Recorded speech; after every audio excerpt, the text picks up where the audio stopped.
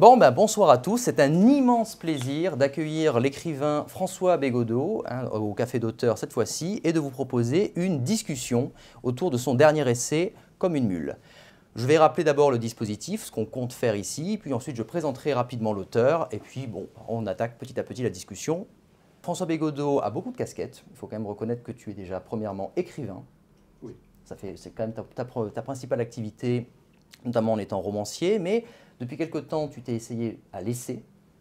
Tu es connu notamment avec Histoire de ta bêtise en 2020, qui a bien marché. Ce n'est pas ton premier essai, on ne pourrait pas dire ça comme ça, mais c'est vraiment là où tu commences vraiment à être connu sur ça.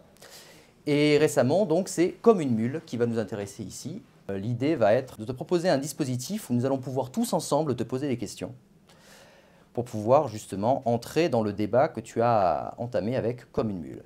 Donc déjà, une première question qu'on pourrait te poser, c'est notamment la spécificité de cette forme essai que tu travailles depuis quelque temps, puisque tu es plutôt affilié à la gauche radicale, tu prétends participer finalement à tous ces débats d'idées qui sont ceux que propose cette gauche radicale, s'il fallait te situer.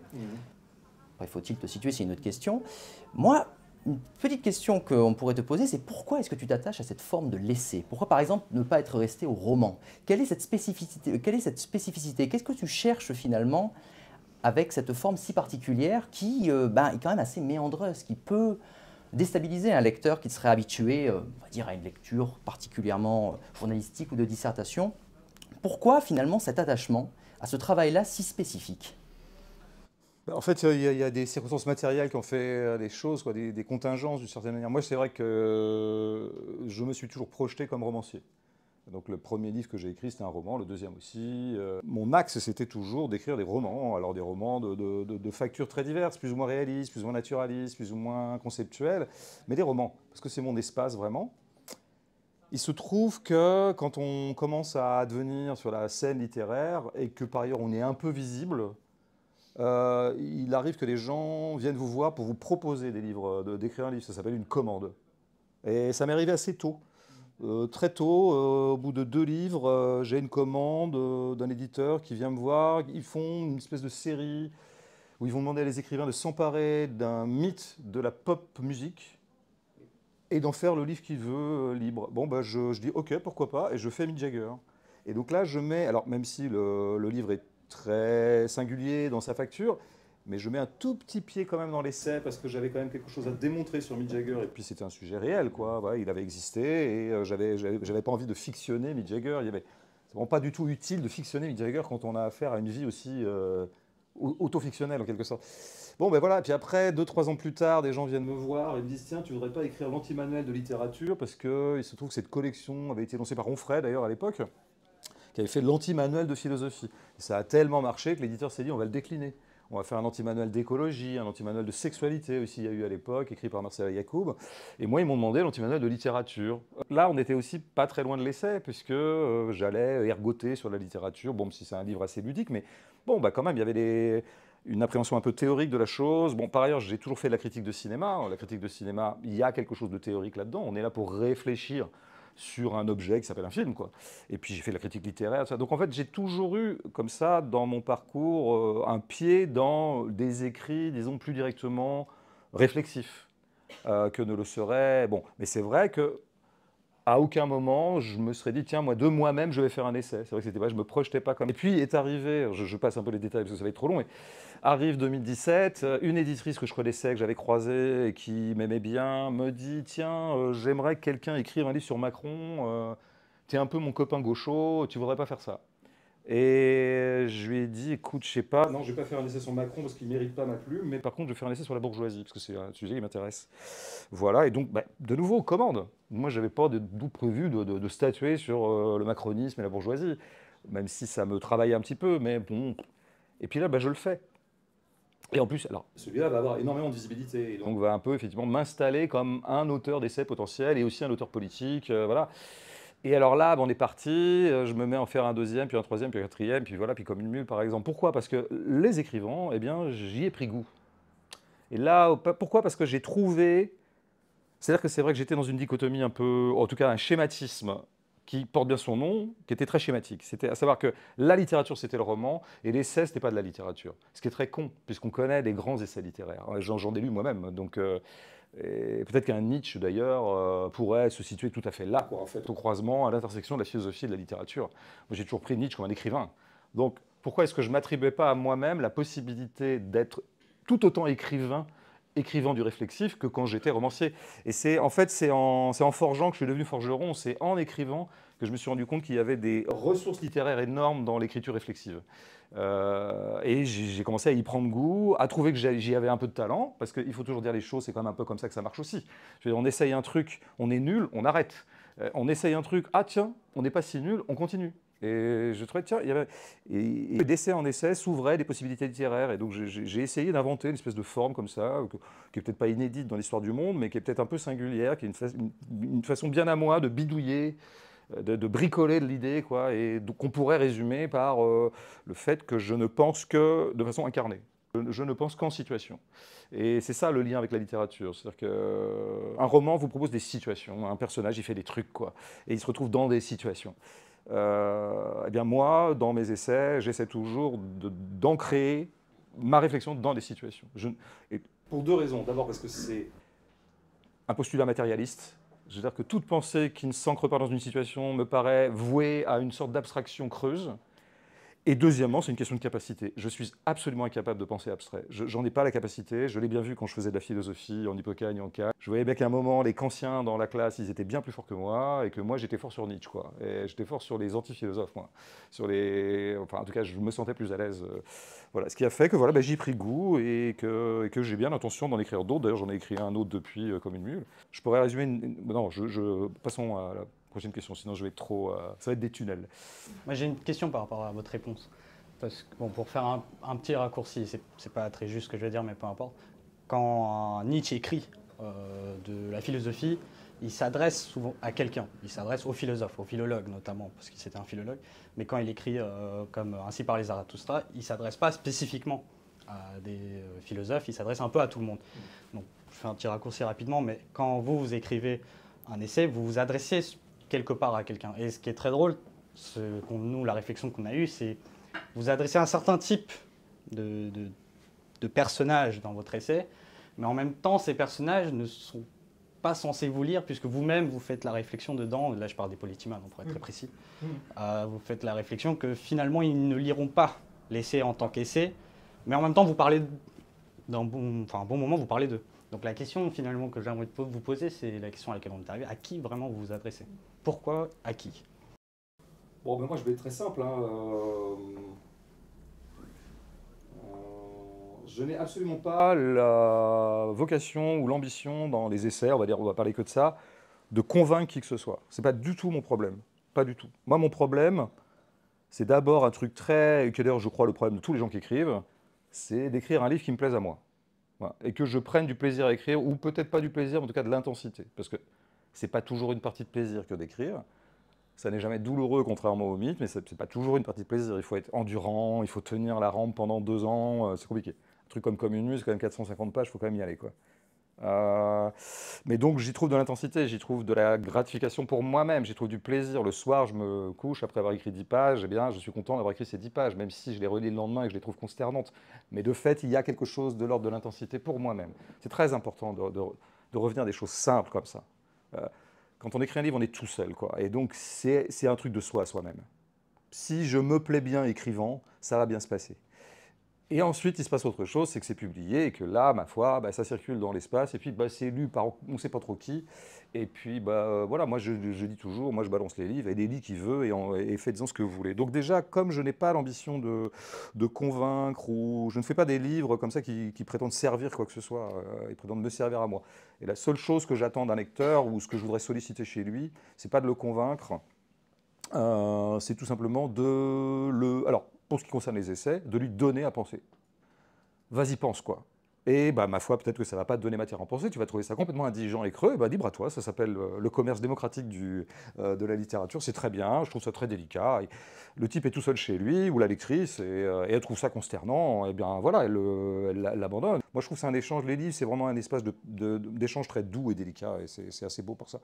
Donc voilà, me lit qui veut, mais si vous preniez un petit peu, si tu prenais l'exemple de, oui, à un moment je parle des politimans, et par définition le politiman, celui qui est donc principalement requis par la politique et qui donc n'est pas disponible à l'esthétique pour moi, ce que je n'arrive pas à décliner dans Comme une mule, oui, a priori, dès qu'il comprend un petit peu de quoi est fait Comme une mule, il ne va pas y aller. Mais moi je m'en fous, parce que je veux dire, comment dire, quand Chapoutot écrit des livres sur le nazisme, il prétend pas du tout être lu par l'extrême droite et les convaincre, pas du tout. Il veut donner à penser et nous donner un nouvel éclairage, ou en tout cas un éclairage non pas inédit, mais appuyé sur un certain éclairage. Je prends Chapoutot, je postule que tout le monde le connaît un peu, parce qu'il est très visible en ce moment. C'est un historien spécialiste du nazisme et qui écrit des livres assez magnifiques et qui, en ce moment d'ailleurs, fait un très beau travail, je trouve, d'élucidation du fait nazi. Très important. Mais à aucun moment il prétend que des gens d'extrême droite vont lire ça et dire oh là là, mais je vais arrêter d'être nazi, parce que maintenant il m'a quand même démontré que. Éventuellement, on pourrait dire, comme son truc c'est de dire qu'il y a une collusion fondamentale entre le capitalisme et le nazisme, il pourrait dire tiens, je vais être lu par des libéraux et ça va les convaincre en fait d'arrêter d'être libéraux, parce qu'ils vont se rendre compte qu'ils ont quand même à voir avec le nazisme. Ça n'arrive jamais, cette scène, ça n'arrive jamais. Donc il est bien vrai qu'on est souvent lu que par des gens qui sont disposés à nous lire et qui seraient donc, qu'on pourrait appeler des déjà convaincus. Mais moi, je veux dire, quand je discute avec mes amis, on est souvent d'accord sur plein de choses. Je leur propose des éclairages auxquels ils n'avaient pas pensé, et ils me proposent des éclairages auxquels je n'avais pas pensé. Moi, c'est tout ce que je prétends dans un livre comme une mule. Soit un sujet donné, moi je te propose, tiens, j'ai un angle de vue. Enfin, c'est très important cette histoire d'angle de vue. Voilà, vous avez un truc qui est ça, vous avez un truc à juger qui est ça, bah, il y a un angle par là, il y a un angle par là, il y a un angle par là. Puis après, il y a les éclairages aussi. J'aime bien la notion d'éclairage. Vous mettez un spot là, le truc n'est pas vu de la même façon que si vous mettez un spot là. Bon, moi je propose un spot là parce que je pense qu'il y a qu'on a rarement vu les choses sous cet éclairage-là. Je te propose ça, toi lecteur, fais-en ce que tu veux. Est-ce que ça t'a éclairé sur quelque chose? Est-ce que ça t'a augmenté? Est-ce que ça a augmenté ta perception du monde? Mais c'est vrai, et je crois qu'en général, pour lire un livre comme une mule ou pour lire d'autres livres, d'autres essais, en fait, bien sûr qu'il faut une sorte de socle d'entente préalable.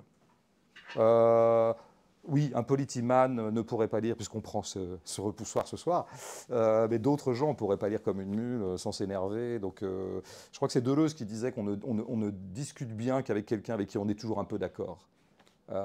C'est ça. Moi, je ne crois pas du tout au débat contradictoire. On ne se convainc jamais de rien.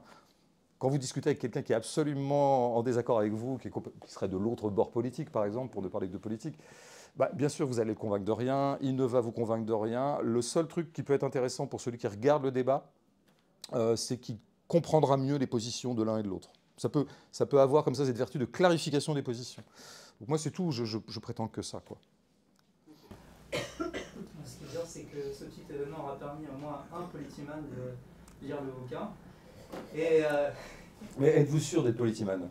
Je me pose des questions. Vous correspondez aux symptômes? Je suis quand même attaqué personnellement plusieurs fois dans le livre. C'était vous que j'attaquais personnellement, parce que je vous connais bien. Vous n'êtes pas plus mal, ne vous inquiétez pas. On avait fait une petite réunion avant pour parler de ce bouquin.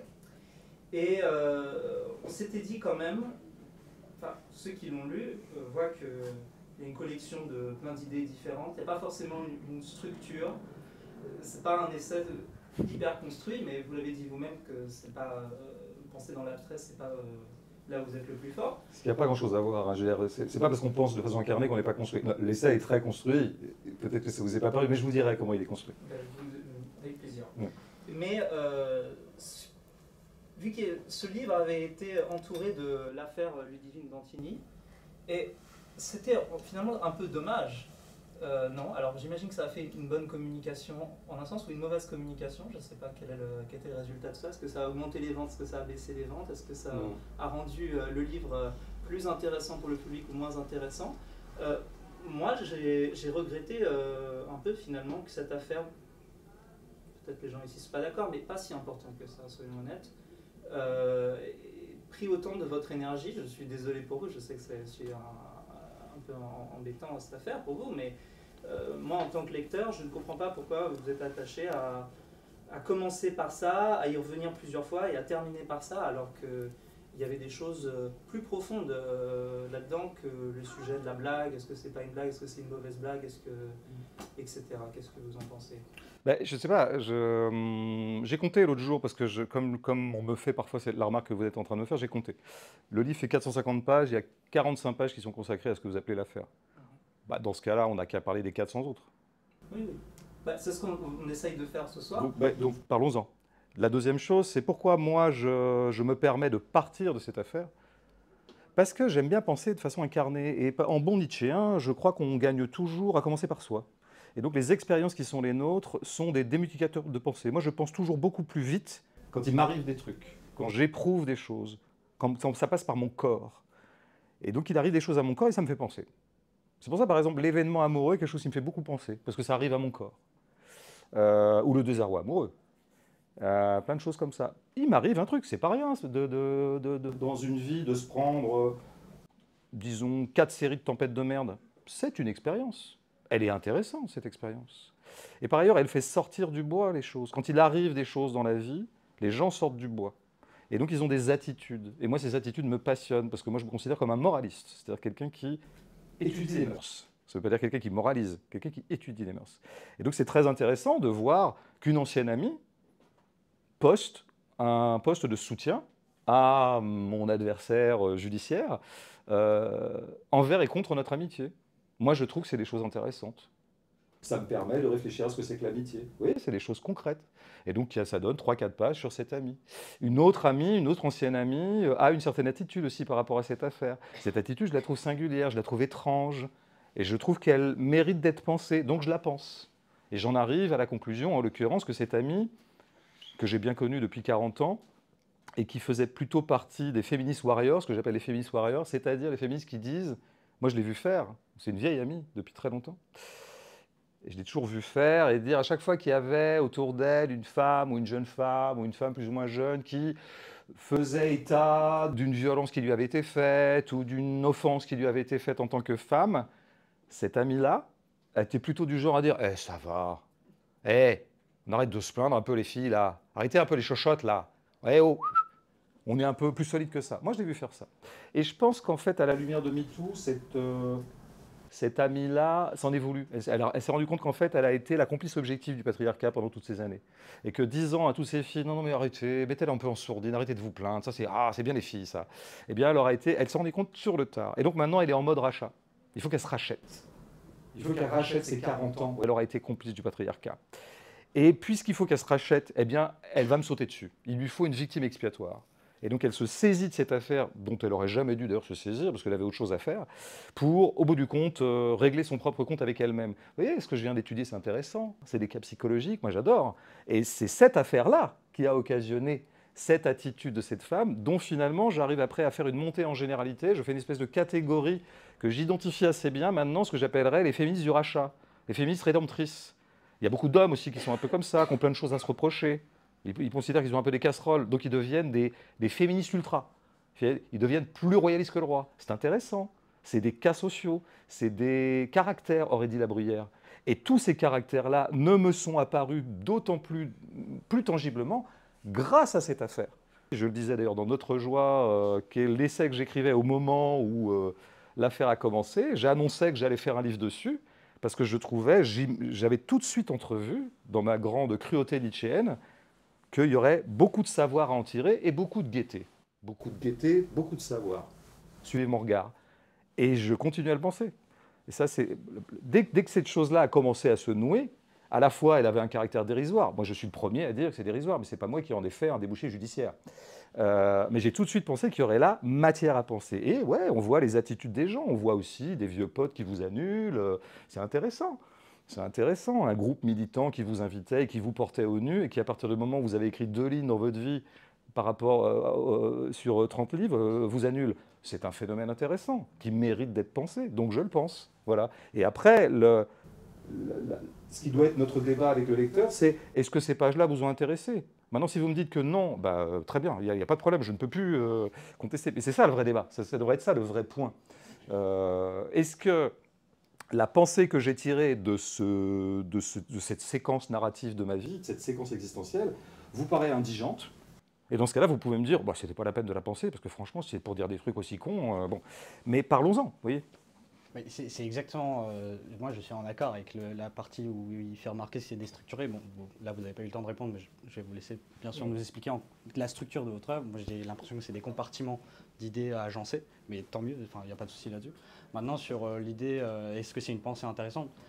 Peut-être que c'est parce qu'on n'a pas eu les mêmes rapports sociaux, mais moi je trouve que c'est normal en fait dans une attitude où il y a des groupes sociaux qui se forment d'avoir des réactions et de se foncer dans un sens pour se racheter d'un autre sens. Enfin, à la limite, l'inverse m'aurait étonné. Vous voyez, s'il y a des personnes qui ne se rachetaient pas ou qui en font exprès en surjouant des actes salvatrices, enfin, pour sauver des gens, pour essayer de se racheter une conduite personnelle, je trouve ça presque banal. Donc même 40 pages de ça, ça fait 10%. Non, mais là vous faites vous trouvez ça banal, mais ce qui est banal, c'est la traduction abstraite de ce que je viens de dire. Là, je viens de donner un cas que j'étudie pendant 3 pages. Je l'ai fait, hein. C'est pas l'abstraction que vous venez de faire, là, cette espèce de loi anthropologique qui, moi, qui n'aimant pas les abstractions, ne m'intéresse pas. Moi, je vous ai fait un sociotype qui est un psychotype. Une femme bien précise, que j'ai appelée Feminist Warrior, on pourrait l'appeler de mille manières, mais c'est comme ça que je m'amuse à l'appeler dans le truc. Et qui, oui, c'est complètement autre chose, vous voyez, c'est des trucs beaucoup plus précis que ça. Je fais aussi le portrait de l'amie dont je parlais, qui était une amie à moi dans les années 90 et qui s'est précipitée au secours de mon adversaire judiciaire. J'en fais un portrait que je trouve un sociotype intéressant et un psychotype intéressant. Mais c'est très précis ce que j'en dis. La généralité que vous venez de faire, pour moi, elle n'est pas dans le livre déjà. Et je ne me serais pas permis d'écrire comme ça, parce que ce n'est pas de cette façon-là que j'écris. Donc en fait, voyons les choses encore une fois au cas par cas. C'est intéressant aussi, par exemple, de voir que mon adversaire judiciaire, je vais l'appeler comme ça, c'est pas une formule un peu, c'est pas génial comme formule, mais on va dire ça, ment. C'est intéressant ce mensonge. Et moi, j'en tire quelque chose immédiatement, parce que je m'en fous de la chose en soi, j'en tire quelque chose sur le mensonge militant. Quelle part on fait au mensonge quand on milite? Jusqu'à quel point, on dit souvent la fin justifie-t-elle les moyens? Ok. Mais moi, je dis plus précisément, la finalité politique justifie-t-elle qu'on mente?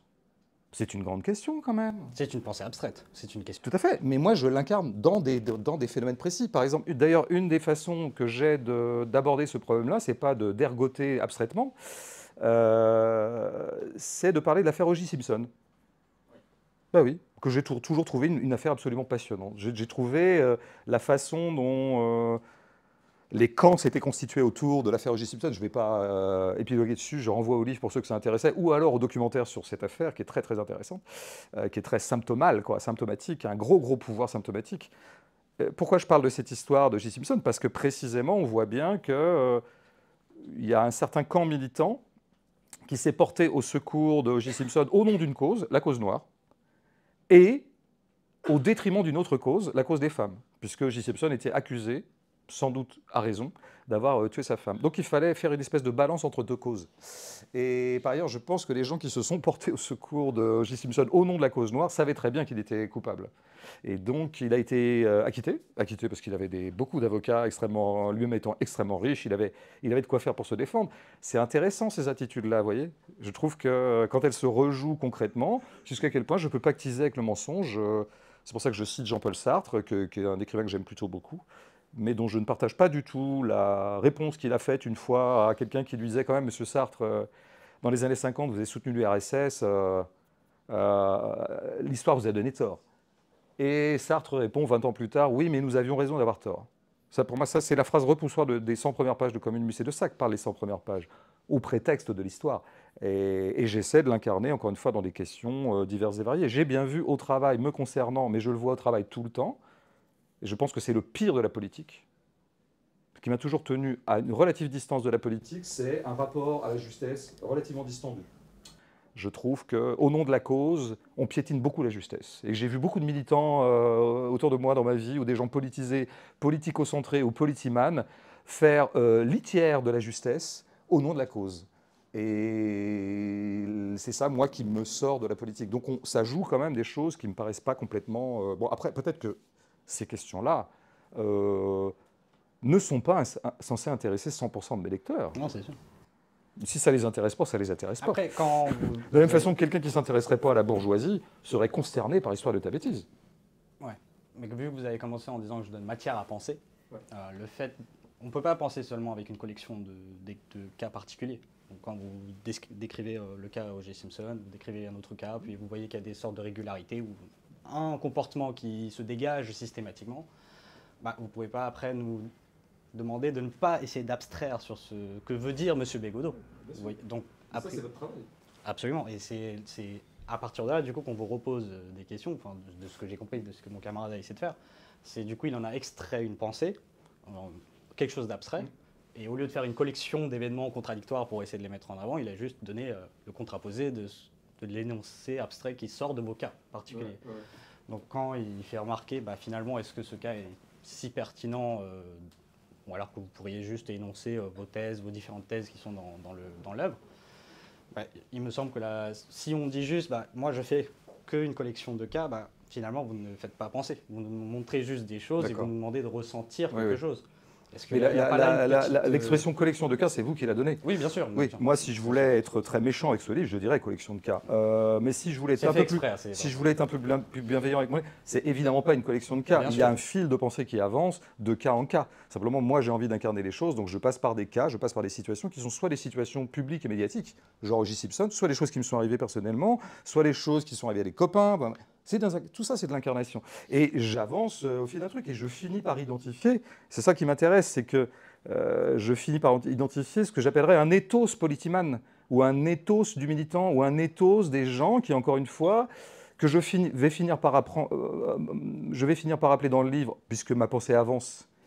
On arrive comme ça, on fignole, d'anecdote en anecdote, de situation en situation, on avance, on fignole, et on finit par avoir un peu avoir des points d'étape. Le point d'étape, c'est que je vois que je finis par identifier un type psychologique qui est le moralocentrisme.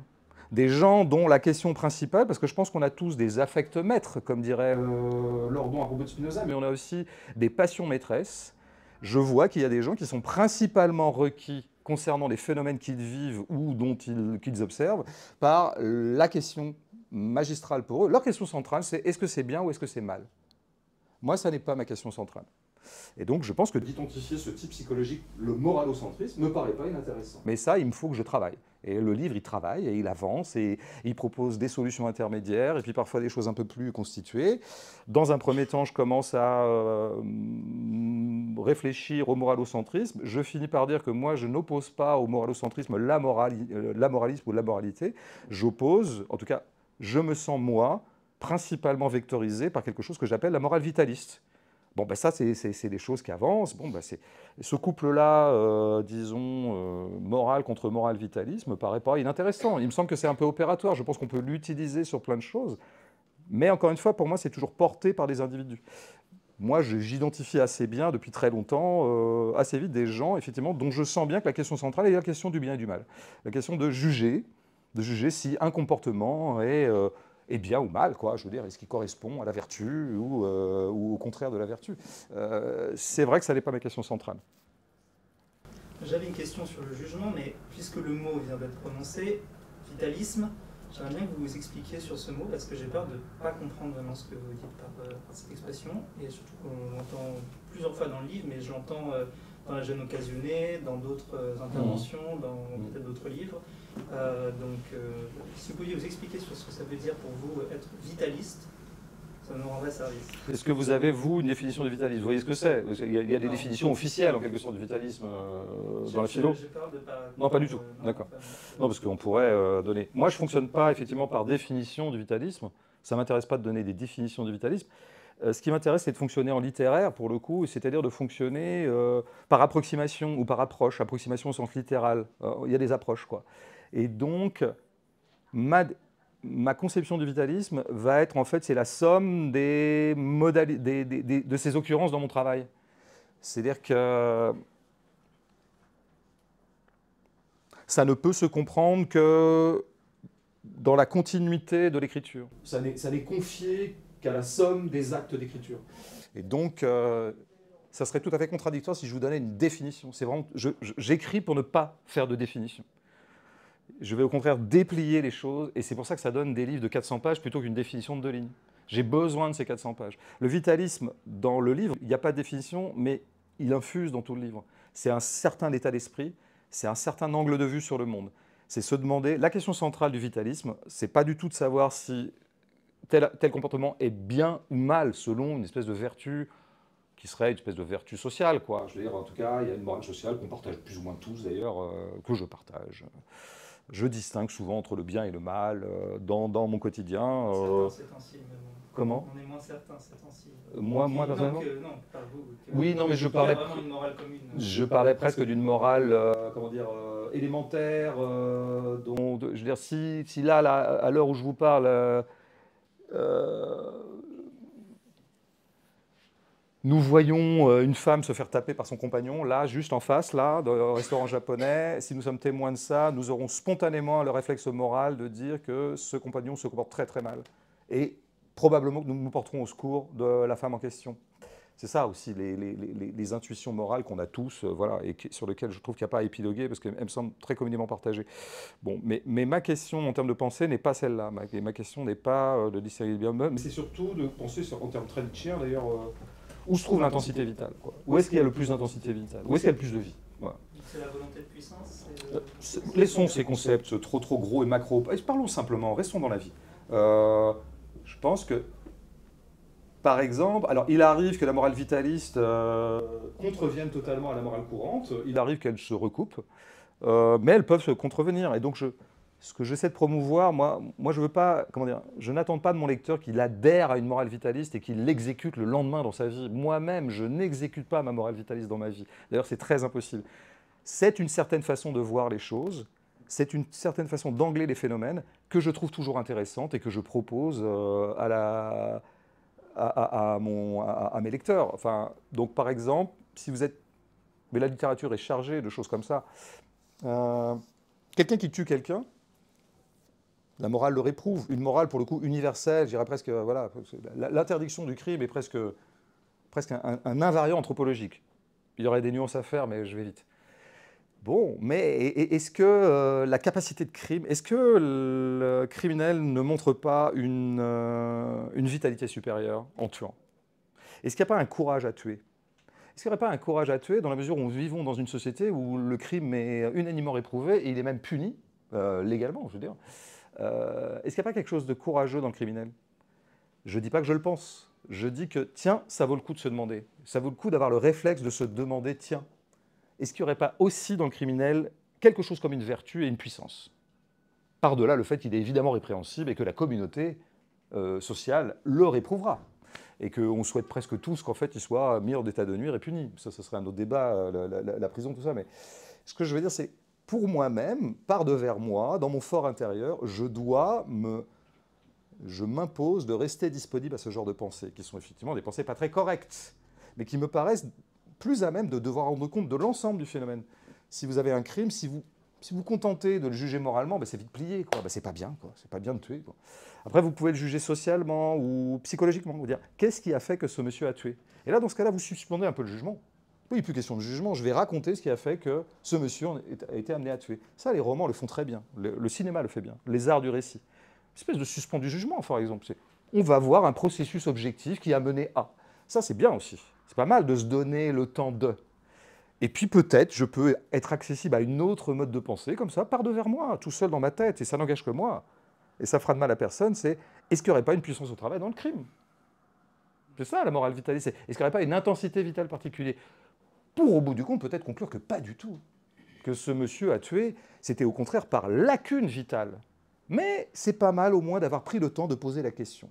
La morale vitaliste, elle invite simplement les gens, non pas à adhérer à je ne sais quel vadémécum foireux, mais à ouvrir le champ des questions. Et moi, c'est ce que je prétends faire dans mes essais, ouvrir le champ des questions. Une sorte de méthode qui permettrait d'extraire en fait des choses le maximum de pensées, de réflexions, de questions. D'amplifier la vie, de prendre un phénomène par tous les bouts et donc de le rendre à sa richesse et à sa complexité. Pour moi, c'est ça le travail de l'art.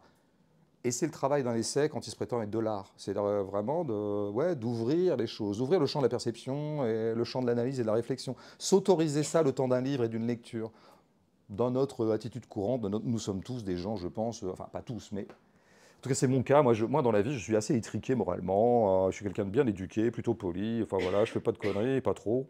En tout cas, rien d'extrêmement nuisible. Tout va bien. Mais je revendique le fait de pouvoir, au moins par le cerveau, par la pensée, par les rêveries, par mon système sensoriel, complexifier les choses et les rendre plus riches parce que la morale est toujours un peu restrictive, quoi. La morale courante, elle restreint un peu les choses, quoi. Bon, bah, c'est vite plié, ces choses-là, c'est pas très intéressant.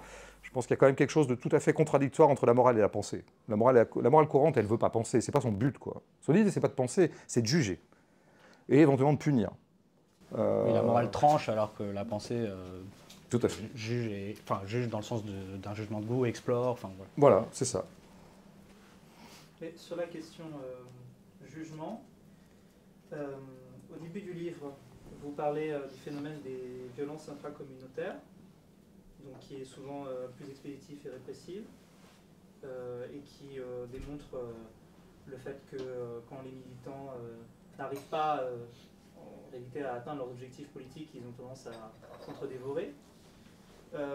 Moi, je nie pas du tout ce phénomène. D'ailleurs, j'ai pu l'observer de mes yeux, par exemple, sur des occupations de fac ou dans les petites organisations politiques. Mais vous dites aussi, un peu plus tard dans le livre, sur la justice, que c'est une victoire pour la victime, pas une victoire politique, en tout cas pas une victoire de gauche, si la justice va dans le sens de la gauche, ce qui peut arriver. Mais, à propos de quoi? Qu'est-ce qui n'est pas une victoire de gauche? Sur le cas spécifique, non, mais vous dites qu'on met une affaire entre les mains de la justice à titre politique se méprend sur ce qu'est la justice, sur ce qu'est la politique.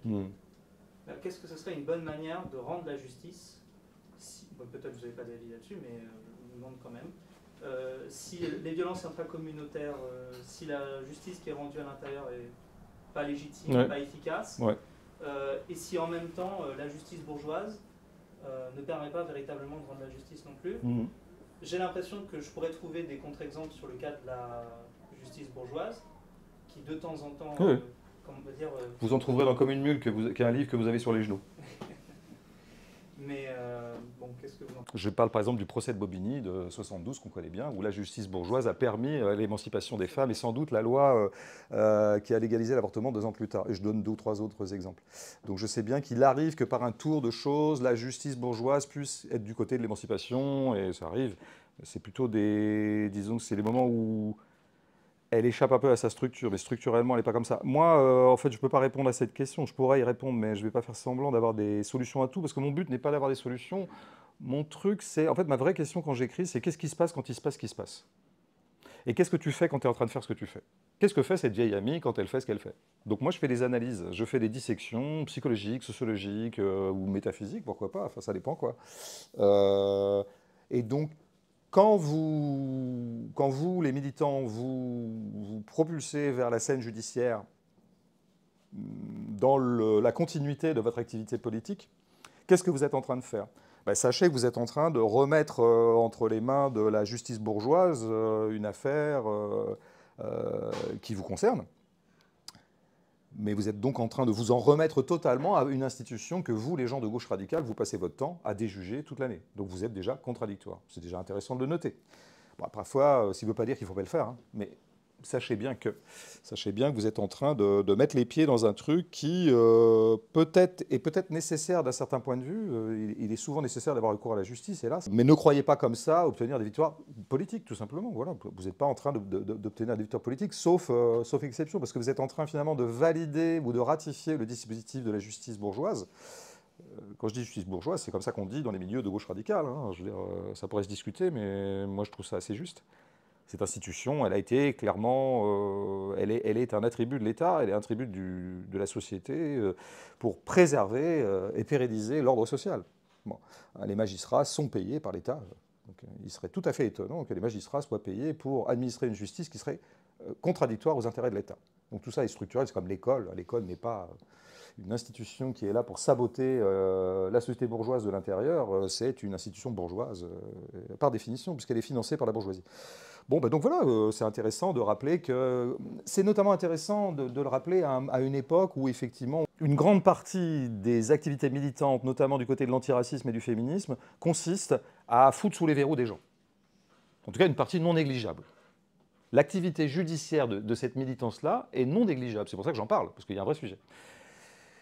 Et où il y a un autre sujet qui est encore plus... qui est la même, c'est que il se trouve que c'est... Non seulement une grande partie de l'activité militante consiste à solliciter les flics puis la justice pour pouvoir mettre hors d'état de nuire un certain nombre de malfaisants. Mais en plus, il se trouve que c'est pratiquement la seule partie de l'activité militante qui soit visible par le commun des mortels, par le tout venant. C'est-à-dire que si je fais un sondage dans la rue, que j'arrête les gens et que je leur dis « Mais pour vous, quelle représentation vous avez du féminisme actuellement, de l'activisme féministe ?» Ils vont dire bah, « Ça consiste à trouver des prédateurs et les foutre en tôle. » Ils ne vont pas aller chercher des livres pointus de féminisme, comme il s'en décrit énormément, parce qu'il y a une grande richesse, une grande ébullition intellectuelle du féminisme contemporain, sauf que c'est pas beaucoup lu.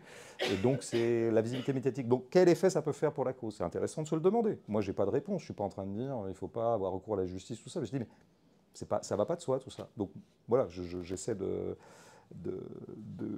montrer un certain nombre d'apories, de trucs. Alors après, est-ce que j'ai les solutions pour traiter de ces cas eux-mêmes? Moi, je dis simplement, vous croyez faire de la politique, vous ne faites pas de politique.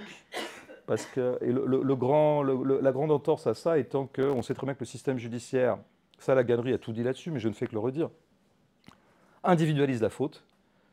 Le b.a.-ba de la pensée de gauche radicale, c'est la structure. Dans un prétoire, il n'est jamais question des structures. Jamais, jamais, jamais, jamais. On ne fait qu'individualiser. Donc écoutez, tout simplement, ce qui se passe sur une scène judiciaire, il y a une espèce de pauvre prévenu, ou une pauvre prévenue, ou des pauvres prévenus, mais enfin, ils vont être individuellement jugés, et il est assez rare que dans une scène judiciaire, on fasse de la pensée structurelle. C'est pas vrai, en fait. C'est pas vrai. Ou alors on en fait à la hache un peu, de façon au débeauté, mais de façon pas très sérieuse. Donc non, je ne crois pas qu'il y a quelque chose de profondément toxique, je pense, et un élément de sabotage intérieur de la gauche radicale que d'avoir si souvent recours à la scène judiciaire. C'est ça que je voulais dire. Mais j'aurais une question à cet égard, parce que par exemple, la critique que fait Geoffroy Laganerie de la justice, il l'a fait de manière philosophique quelque part. Il a sa méthode. Sa méthode, c'est la conceptualisation, c'est quelque chose qu'on connaît assez bien, oui, qui est finalement, comment dire, un travail sur certaines formes de généralité. Que vous critiquez, c'est trop abstrait, etc. Un sociologue, je vois d'où ça vient. Il y a des données, il y a des statistiques, patati patata, je vois plus ou moins d'où vient ce travail. Mais qu'en est-il, par exemple, de l'essayiste ou de l'écrivain? C'est quoi cette méthodologie? Parce que là, il y a quand même, on pourrait dire, il y a quand même un problème, c'est que finalement, est-ce que l'essai, c'est pas seulement du bavardage? Et pourtant, vous dites souvent à de très nombreuses reprises que votre travail de débatteur, de rhéteur, ou encore même ce que vous faites ici, n'a rien à voir avec votre travail dans un essai, n'a rien à voir avec l'écriture. Mais alors, il est où ce travail précisément? Quelle méthodologie suivez-vous dans ce genre de situation? Ma base arrière, c'est la littérature. Dans la littérature, ce qui est beau, et dans l'art en général, c'est qu'il n'y a pas vraiment de question de légitimité et de titre de diplôme. Quand Rimbaud écrit Les Illuminations, il n'a pas un diplôme de poète. Moi, quand je le lis, je n'ai pas gagné un diplôme de poète, un diplôme de lecteur. Et quand je le lis à 17 ans, et lui ayant écrit à 17 ans, ce qui est assez beau, deux personnes de 17 ans se parlent à 100 ans d'intervalle, hein, magnifique. Il se trouve que le poème Illumination, écrit sans aucune légitimité, personne n'a décerné, encore une fois, de label de poète à Rimbaud, mais il s'est autorisé à écrire. Il se trouve que les poèmes ont sinué, ont circulé jusqu'à moi, petit adolescent de 17 ans des années 80 français, et que, quand je lis Matin, un des poèmes des Illuminations, ça me bouleverse. Et j'y réfléchis pendant 3 ans, et puis j'y réfléchis encore, puis des fois je le relis. Puis voilà, c'est un échange démocratique entre égaux qui se sont inventés à eux-mêmes leur propre intensité, sans avoir besoin d'être précédés de diplômes, de légitimation, de choses comme ça. Ça, c'est l'échange esthétique, et c'est ce qu'il y a de plus beau. Alors moi, je viens de là, et ben je pratique les essais exactement de la même façon. Je n'ai pas besoin de légitimité. Le seul truc qui sera l'épreuve du feu de ce que j'écris, c'est est-ce que toi, mon lecteur, à la page 32, ça te fait quelque chose, cette page? Est-ce que ça te fait penser? Est-ce que ça t'émeut? Est-ce que ça te fait rire? Il y a tout un tas de commerces possibles entre deux égaux non légitimes et s'accordant à eux-mêmes dans un pacte démocratique purement, découplé de tout petit cirque de la légitimité, eh bien, il peut se passer tout ça. Et c'est le lecteur qui fera foi. C'est l'intensité qui traversera le lecteur, qui actualisera l'intensité potentielle de la page que j'aurai écrite. Et c'est un contrat qui se rejoue de page en page. Il y a des pages qui m'ennuient, des pages qui m'ennuient moins. Il faut ce qui me fait penser. Il y a des gens qui m'ont dit à propos de Comme une mule que ça les avait passionnés. Bon, ben j'en prends acte. Puis il y en a peut-être que ça a ennuyé. Mais que ça ait passionné quelques personnes d'une certaine manière justifie la page. Non, j'ai pas besoin. Puis moi, après, bon, j'ai aussi, non seulement j'ai un arrière-fond littéraire, mais j'ai aussi un arrière-fond, une base arrière, et ça sera un petit peu la même chose en fait, anarchiste. C'est-à-dire que moi, les trucs, ce que j'appelais le petit style de légitimité, ça m'a jamais ému. Hein. Ça m'a jamais impressionné. J'ai vu tout un tas de diplômés qui étaient des imbéciles fiefés. J'ai vu des gens parfaitement légitimes et validés par l'académie qui étaient des racistes ineptes. Par exemple, hein, entre autres vices. Bon, donc moi, j'ai pas été éduqué comme ça, moi. Hein. À 13 ans, je croyais pas à tout ça, moi. Je croyais pas à tout ça. Moi, j'ai plutôt été d'ailleurs éduqué à l'inverse. C'est peut-être un peu bête, hein. Mais moi, quand un film avait le César, moi, j'ai été... Ce que j'appelle éduqué, c'est pas mes parents, hein, c'est tout un bain dans lequel j'ai baigné. Voilà, des amis, des choses, des sensations, des animaux, des singes. C'est tout ça qui m'a formé. Bon, bah, je voyais un film qui avait un César, je me disais, bah, il doit pas être bon. C'est plutôt ça, moi, mon réflexe, qui est peut-être un réflexe d'androuille, hein, mais au moins, ça fait que j'ai jamais été très loyal à... Voilà. Donc, encore une fois, la preuve du pudding, c'est qu'on le mange. Et la preuve de Comme une mule, c'est l'intérêt qu'un lecteur y trouve. C'est quand même une sacrée précarité, parce que ça veut dire qu'on n'est jamais certain Oui. de son propre travail. Mais l'art est Quand précaire. on écrit... Mais, Mais comment on vit alors? mais je pense que c'est aussi pour ça que les artistes, enfin, en tout cas ceux qui sont plutôt des esthètes, c'est vrai que j'ai toujours un peu remarqué que les philosophes avaient fondamentalement, dans l'éthos philosophique même, il y avait un éthos autoritaire presque intrinsèque. Et c'est une des raisons pour lesquelles j'ai pas fait de philo, ou en tout cas la philo, on s'entendait pas très bien. Et je voyais davantage d'esprit anti-autoritaire du côté de l'art, quoi. Parce que précisément, c'est précaire, bien sûr. Et pour être quelqu'un qui, je sais pas, qui fait de l'art, quoi, enfin, je le dis comme ça, il faut avoir un consentement au chaos, à une sorte de précarité affective, une précarité morale ou une précarité des jugements. Et oui, c'est comme ça. Tu sors un livre, c'est compliqué. Il n'y a pas de validation par l'académie. Il n'y a aucune validation. Jamais, jamais, jamais. Même quand on a un succès littéraire. Moi, j'ai eu un succès littéraire il n'y a pas longtemps avec L'Amour. Il s'est beaucoup vendu, tout ça. Beaucoup de grande adhésion, tout ça. Presque unanimité. Est-ce que c'était la preuve fondamentale que ce livre est intéressant? Non. Non, non, non. On sait bien qu'il y a des livres qui ont beaucoup de succès et qui sont des livres absolument indigents. Donc bon, c'est pas parce que d'un seul coup un livre se vend à 80 000 que d'un seul coup ça serait mon meilleur livre et qui serait 8 fois meilleur ou 15 fois meilleur que Ma cruauté qui s'est vendu à 2000. C'est pas comme ça que ça marche. Mais donc effectivement, il faut être solide.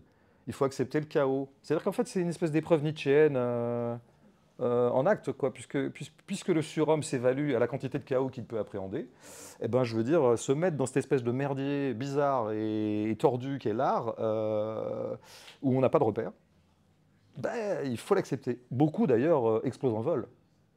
Il y a beaucoup de gens qui, pratiquant l'art, ne supporteront pas cette espèce de précarité de la réception, où tu ne sais jamais si tu as du talent en fait, ou alors c'est des choses, évidemment un jour tu as un retour très positif, le lendemain tu as un retour très négatif, tu peux vraiment exploser en vol, et j'en ai vu beaucoup exploser en vol. Qu'est-ce qui fait tenir? Faut bien s'aimer. Ben ouais, c'est important de bien s'aimer. On fait moins chier les autres quand on s'aime bien. Et alors qu'est-ce qu'on recherche si c'est finalement uniquement un hasard? C'est uniquement un hasard qui vous a fait écrire par exemple et qui fait que maintenant ce rapport-là à l'art irrigue vos essais? Ou est-ce qu'il y a autre chose finalement, à part l'amour de soi, mais ça... C'est des semi-hasards, hein, je veux dire. Tout à l'heure, ce que j'ai décrit, c'était des processus à la fois qui étaient un peu contingents, c'est-à-dire que finalement, on m'a... Mais il était presque fatal qu'à un moment, on me demande de faire ce genre de choses. Il y avait presque, je ne dis pas un destin, mais il y avait quand même quelque chose comme, effectivement, les idées m'intéressent et la politique m'intéresse, il était quand même un peu... Il eût été étonnant qu'à aucun moment de ma vie, je n'écrive des essais politiques.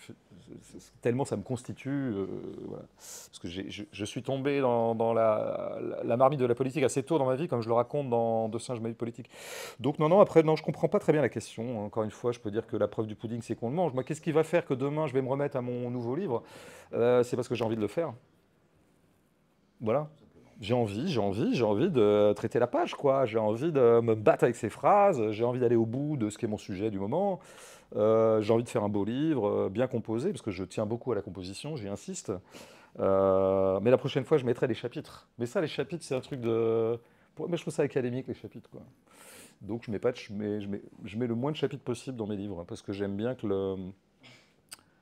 la structuration du livre soit une espèce de fleuve, quoi, qui avance et qu'il n'ait pas besoin comme ça de... Par ailleurs, je ne crois pas à la séparation dans la pensée, quoi. Toutes les choses sont un peu nouées, elles s'intriquent, elles s'en mêlent, elles se tuilent. Et il me paraît toujours mensonger de décréter qu'à ce moment-là, je vais mettre un blanc et on va passer à un chapitre suivant. Comme si les deux thèmes, thème 1, bon, chapitre 1, bon, le thème, on va aborder ce thème-là, et chapitre 2, on va aborder ce thème-là. Mais d'où est-ce que dans la vie, les thèmes sont si démêlés? C'est pas vrai, tout est mêlé dans la vie. Vous êtes en train de parler d'amour, vous êtes en train de parler, de la même... Dans le même temps que vous êtes en train de parler d'amour, vous êtes en train de parler de politique. Tout ça, tout est dans tout et inversement. Donc non, j'ai pas d'inquiétude par rapport à ça. Hein. Je veux dire, tant qu'il y a du désir, c'est le désir qui prime. Moi, j'ai un désir d'écrire, donc j'écris. Comment vous créez, du coup? Est-ce que quand vous dites que vous faites 10 pages de temps en temps un soir, que vous revoyez la journée après, est-ce que après, justement, dans cette idée que ça soit un flou, vous laissez tel quel la chronologie de vos écrits, ou vous allez venir insérer plus tard un autre fragment plus tôt dans votre flux, plutôt que dans le récit? Ça dépend beaucoup des écrits, mais c'est vrai que moi, je fonctionne beaucoup. Moi, je ne commence pas la rédaction d'un livre tant que je n'ai pas un plan extrêmement rigoureux. Donc, là, roman ou essai, il faut un plan, quoi. Là, récemment, d'ailleurs, je suis en train d'écrire un essai à ma manière, donc un peu tordu, et je m'étais dit, tiens, pour une fois, je vais me lancer comme ça, on va bien voir ce que ça donne. Puis en fait, non. Au bout de 20 pages, on arrête tout, je vais faire un plan. Parce que... Et le plan, ouais, c'est une espèce d'ordre de bataille, quoi, en quelque sorte. Et donc, ça met du temps à se mettre en place. Mais une fois que je l'ai, je peux me lancer. Et là, il peut se passer quand même pas mal de choses. Le plan peut un peu changer au cours de la rédaction, parce qu'on rencontre, en fait, cette partie qu'on avait mis là, en fait, elle est mieux là. Bon, voilà. En fait, le texte va avoir sa logique propre qui va s'imposer et qui va désavouer ce qu'était le plan. Il va dire, non, mais en fait, dans l'épreuve même du texte, on s'aperçoit que non, c'était pas là qu'il fallait parler de ça, c'est là.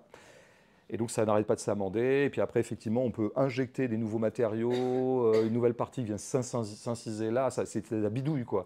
Mais je pense que c'est quand même important d'avoir une espèce de charpente globale, sinon on devient dingue. On devient dingue. Et pour le coup, on écrit...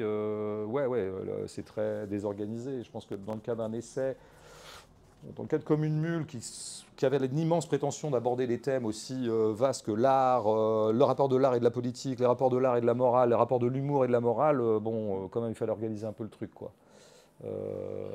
Que cette organisation est sautée aux yeux des lecteurs ou pas. Mais aussi, il y a des fragments très poétiques. Est-ce que la poésie, ça vous intéresse vous-même dans l'écrire? Alors moi j'ai commencé par la poésie en fait. Dans ma vingtaine, j'écrivais pas de livres encore parce que je faisais de la musique à l'époque. Donc j'écrivais des chansons. Et les seules choses que j'écrivais à l'époque c'était des poésies, des poèmes. D'ailleurs j'en lisais beaucoup. Je lisais beaucoup de poésie de 20-30 ans. J'ai un peu arrêté par la suite parce que je me suis mis au roman. Et donc je me suis mis à beaucoup lire beaucoup de romans, quoi. C'est plus ça. Et je le regrette. Je pense qu'un jour je reviendrai à la poésie à la fois comme lecteur et comme écrivain. Après je pense que la poésie, on le sait bien, elle peut se déposer dans un roman. Au même titre qu'elle se dépose dans un poème. Enfin, la poésie, elle est partout, elle arrive comme ça, incidemment. À un moment, une tournure vous paraît poétique, ou peut-être semblera poétique au lecteur. Ça, c'est à lui de juger, encore une fois, mais bon, ça vient comme ça. Mais c'est vrai que le style m'intéresse, ça c'est sûr. La tournure des phrases m'intéresse, ça c'est sûr. Ouais. Est-ce que Comme une mule est né d'une volonté de prendre un recul littéraire ou un recul vitaliste sur les événements qui se passaient à ce moment-là de votre vie et si oui, à quel point on le retrouve dans vos autres travaux littéraires? Je pense notamment au Pétasse de Entre les murs. Ouais. Est-ce que c'est quelque chose qui est très régulier dans votre travail? Ouais. Et si oui, à quel degré ça prend de la place? C'est intéressant. Bon, je pense que moi j'ai une espèce de nature, de tempérament, on va dire, qui fait que il y a quand même très peu de choses que je prends très à cœur dans ma vie. Il y a quand même très peu de choses qui vont me submerger, au sens où vraiment j'aurais besoin, un besoin salutaire de prendre une distance, et par exemple par des écrits, pour ne pas trop subir les choses. Je sais pas, il y a un truc qui se met en place chez moi qui est assez... Alors, il peut arriver que dans la vie, des choses vous submergent quand même, hein. Si vous perdez un ami, vous êtes submergé de douleur et de tristesse. Bon, finalement, dans le tout venant de la vie, il y a quand même très peu de choses qui sont à même de vous submerger, quoi. Je pense que je dois avoir un truc comme ça, un truc de tempérament, hein, ouais, un truc. Peut-être aussi parce que ça se met en place assez vite chez moi, c'est ce que je disais tout à l'heure, je veux dire, bon, c'est pas très agréable d'être insulté par 3000 personnes sur Internet. Mais comme immédiatement, d'ailleurs j'en parle dans Comme une mue, je dis, voilà, aussi une auto-analyse qui intéressera, qui elle intéressera. Pourquoi, quand je lis cette espèce de volée d'insultes à mon égard, méritée probablement, mais volée d'insultes, pourquoi ça crée quand même chez moi, ce qui va dominer, c'est la jubilation. Ça mérite qu'on s'y arrête, ça, je trouve. Enfin, moi, personnellement, ça m'intéresse, en fait. Pourquoi est-ce que je chiale pas? Pourquoi est-ce que je suis pas en train de crier? Pourquoi est-ce que je suis pas en train de dire, non, mais pourquoi on m'insulte? Pourquoi mon réflexe, c'est pas vraiment Calimero, c'est plutôt de dire, ah, c'est quand même assez... Je sais pas, il y a un truc qui fait jouir là-dedans. Bon, j'essaie d'étudier. Je dis, c'est quoi? C'est du masochisme? Le mec adore se faire insulter? Ou alors le mec se prend pour Jésus, donc d'une certaine manière, c'est crucifiez-moi. Bon, ben, j'essaie de scanner tout ça, quoi. Moi, c'est tout ça m'intéresse, quoi. C'est les affects qui m'intéressent, moi. Bon, ben donc, effectivement, déjà, j'ai cette distance. Mais en plus, il est bien vrai qu'à partir du moment où vous transformez en livre quelque chose qui vous est arrivé, qui pourrait être un peu douloureux, en tout cas un peu... ah ben là, c'est sûr que ça se retourne en joie, ça c'est vrai. Mais ça, c'est marrant que vous preniez l'exemple des pétasses. Bon, les pétasses, dit comme ça, c'est bizarre, hein, mais il se trouve que Entre les murs, parce que me faites pas plus sauvage et goujat que je ne suis. Il y avait un fameux épisode dans Entre les murs, livre que j'avais écrit quand j'étais prof et qui décrivait un peu mon quotidien de prof qui avait donné lieu à un livre. Il y a un fameux épisode où je traitais de pétasse deux élèves, croyant moi un vieux sens de pétasse qui était relativement inoffensif, et elle le prenant d'une autre manière, ce qui créait une espèce de contentieux. Voilà. J'avais vécu cet épisode-là en tant que prof, et j'avais pas adoré le vivre, parce que je trouvais qu'il y avait d'énormes malentendus, et qu'il y avait une sorte d'injustice quand même de m'avoir tellement reproché ces mots que je trouvais pas si insultants. Bon, ça ne m'avait pas non plus empêché de dormir, mais à partir du moment où je le racontais, bah là, ça se transformait en jubilation. Ça donnait une scène de théâtre, ça donnait une scène comique, qui d'ailleurs, dans le film aussi, je pense que la scène est assez comique, même si le réalisateur du film l'a plus dramatisé, parce qu'il avait une nature plus dramatisante que moi. Moi, quand j'écrivais Entre les murs, effectivement, et j'ai souvent dit à la sortie du livre qu'il y avait beaucoup de choses que je racontais dans Entre les murs qui avaient été relativement pénible à vivre, mais pénible comme le quotidien d'un prof, quoi, qui est un quotidien pénible, en tout cas que j'ai vécu comme tel, et qui était absolument jouissif à raconter. Ça, c'est vrai. Il y a quand même une espèce de transubstantiation humorale qui se crée par l'écriture. Ça, c'est vrai. Et dans ce cas-là, il y a la question de la temporalité de votre travail qui se pose. À quel moment vous écrivez des sensations aussi fugaces et pendant des événements violents? Ouais. En soi, est-ce que vous avez pris des notes pendant le procès? Oui, le procès, c'est un bon exemple, parce que là, pour le coup, autant entre le moment où voilà, où il y a une petite tempête qui me tombe dessus en 2020 et le moment où je commence le livre, c'est 2 ans, parce que j'avais d'autres livres à finir. J'ai fait 3 ou 4 autres livres entre-temps, donc... bon, bref. Mais par contre, le procès, effectivement, pour des raisons de timing, le livre était complètement écrit, mais je voulais attendre le procès pour finir sur le procès, parce que j'avais une petite idée littéraire. Je me disais, tiens, c'est intéressant de finir par ça. Je ne voulais pas traiter le procès du tout, mais je voulais le traiter littérairement. Il y avait quelque chose à jouer là-dedans qui m'intéressait. Donc le procès arrive, et oui, c'est vrai qu'étonnamment, enfin pas étonnamment, mais ça c'est... Bon, moi j'ai pensé qu'à une seule chose pendant ce procès, c'était comment j'allais tourner le truc. C'était quelle page j'allais en tirer. Ce qui aide tout à fait à le supporter, ça c'est vrai. Bon, j'avais pas besoin de ça, parce que fondamentalement, je m'en foutais. Non, ça m'émouvait pas beaucoup que de me retrouver là. Je trouvais ça plutôt grotesque qu'autre chose, quoi. Et puis, il y avait des spectacles intéressants, il y a des choses... Moi, que le spectacle de la bien-pensance a toujours fait rire, j'ai beaucoup ri ce jour-là, quoi. Les gens sûrs de leur bon droit m'ont toujours fait rire, mais ça fait très longtemps. Quand j'avais 13 ans, j'étais comme ça, déjà. Donc là, j'ai bien ri. Bon, mais quand même, effectivement, je prenais des notes. Là, ouais, comment je vais tourner ça? Donc j'ai eu 3, 4, 5 idées pendant le procès. J'ai dit, ouais, je vais la faire comme ça. Non, je vais la faire comme ça. Non, je vais plutôt la faire comme ça. Et au moment où je trouve, alors là, ouais, j'étais content. Je me dis, ouais, c'est bon, tu l'as ta fin. Tu as ta fin. C'est comme ça qu'il va falloir le raconter. En plus, le réel m'offre quelque chose de très intéressant. Merci le réel. Grande gratitude vis-à-vis du réel qui m'offre sur un plateau un truc fou, enfin un truc saillant, truculent. C'est un journaliste qui m'aborde à la sortie du procès. Ça, je dis, putain, dès qu'il m'aborde, je me dis, toi, mon pote, tu vas te retrouver sur la page. Et autre chose encore qui est un faux témoignage. Il y a eu un faux témoignage dans le dossier. Voilà, une femme a témoigné de choses que j'aurais faites à son égard. C'est un faux témoignage, me croit qui veut. Et, ah ouais, c'est intéressant, je dis, ouais, je vais mettre le faux témoignage dans le livre sans signaler que c'est un faux témoignage. Ce qui sera pour moi la preuve ultime. Ce qui est une opération littéraire. Bon, après, je ne peux pas décrire exactement ce que j'ai fait de ce procès. S'il y en a que ça intéresse, qu'ils aillent s'y reporter. Mais ouais, c'est vrai. Bah, de toute façon, les écrivains sont gaulés ou fabriqués bizarrement quand même, hein, sans tomber dans le mythe de l'écrivain qui est un type tout à fait exceptionnel, qui vit dans des drôles de maisons tout seul. C'est pas vrai, je suis un mec très normal. Je mange des bananes, je sais pas, aujourd'hui je mangeais des pâtes, quoi. Mais il y a un truc quand même chez l'écrivain, peut-être chez l'artiste en général, mais chez l'écrivain notamment, qui est un tout petit peu tordu, c'est vrai. C'est qu'à peine il vous arrive un truc que vous êtes quand même déjà en train de vous demander comment vous allez le tourner dans une page. Ça, c'est vrai. Ça, je dois bien avouer que... Et moi, par exemple, l'année où j'écrivais les notes, je prenais des notes sur Entre les murs pour... Je prenais des notes de ce qui m'arrivait dans le quotidien, parce que c'était vraiment un livre qui se voulait une année d'un prof, quoi. Et donc, je prenais des notes, et j'avais même provoqué des choses pendant cette année-là. Je provoquais des faits pour pouvoir les écrire. Par exemple, je m'étais inscrit... au conseil d'administration.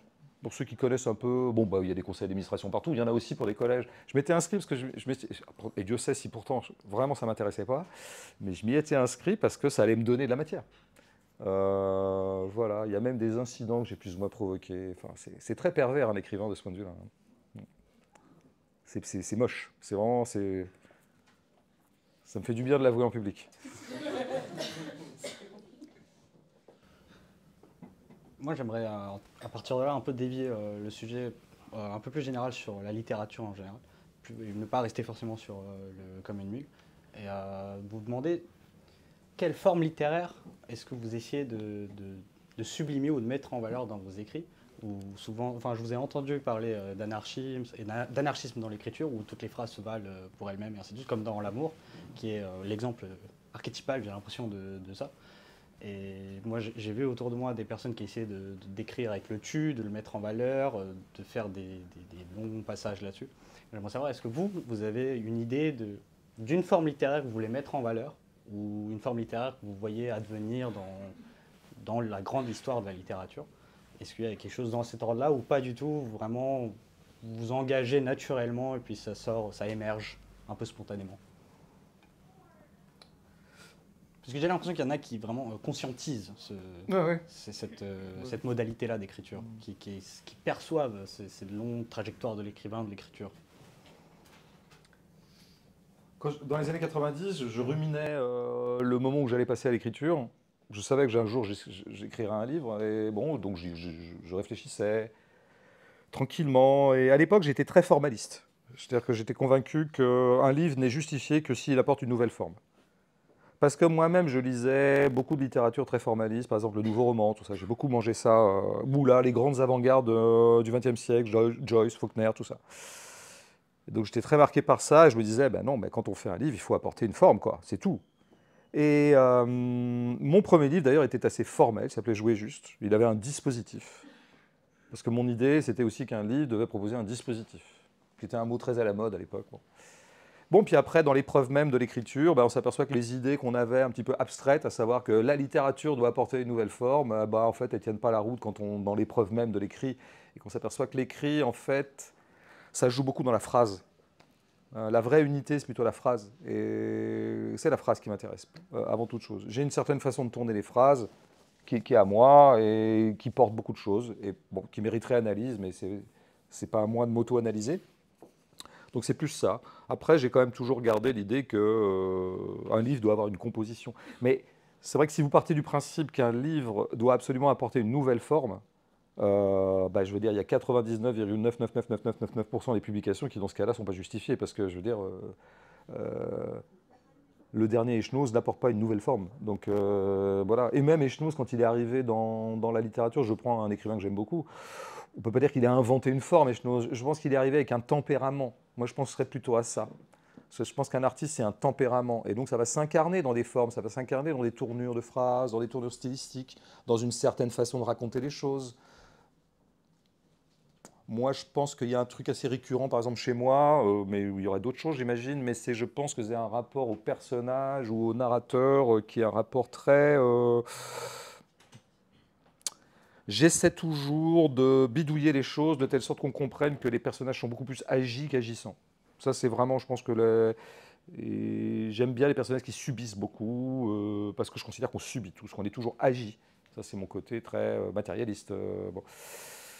Et donc ça, bah, évidemment, ça va s'incarner dans des formes particulières. C'est un rapport au je. C'est quoi le je? Le je, celui qui fait les choses. C'est quoi le sujet des phrases?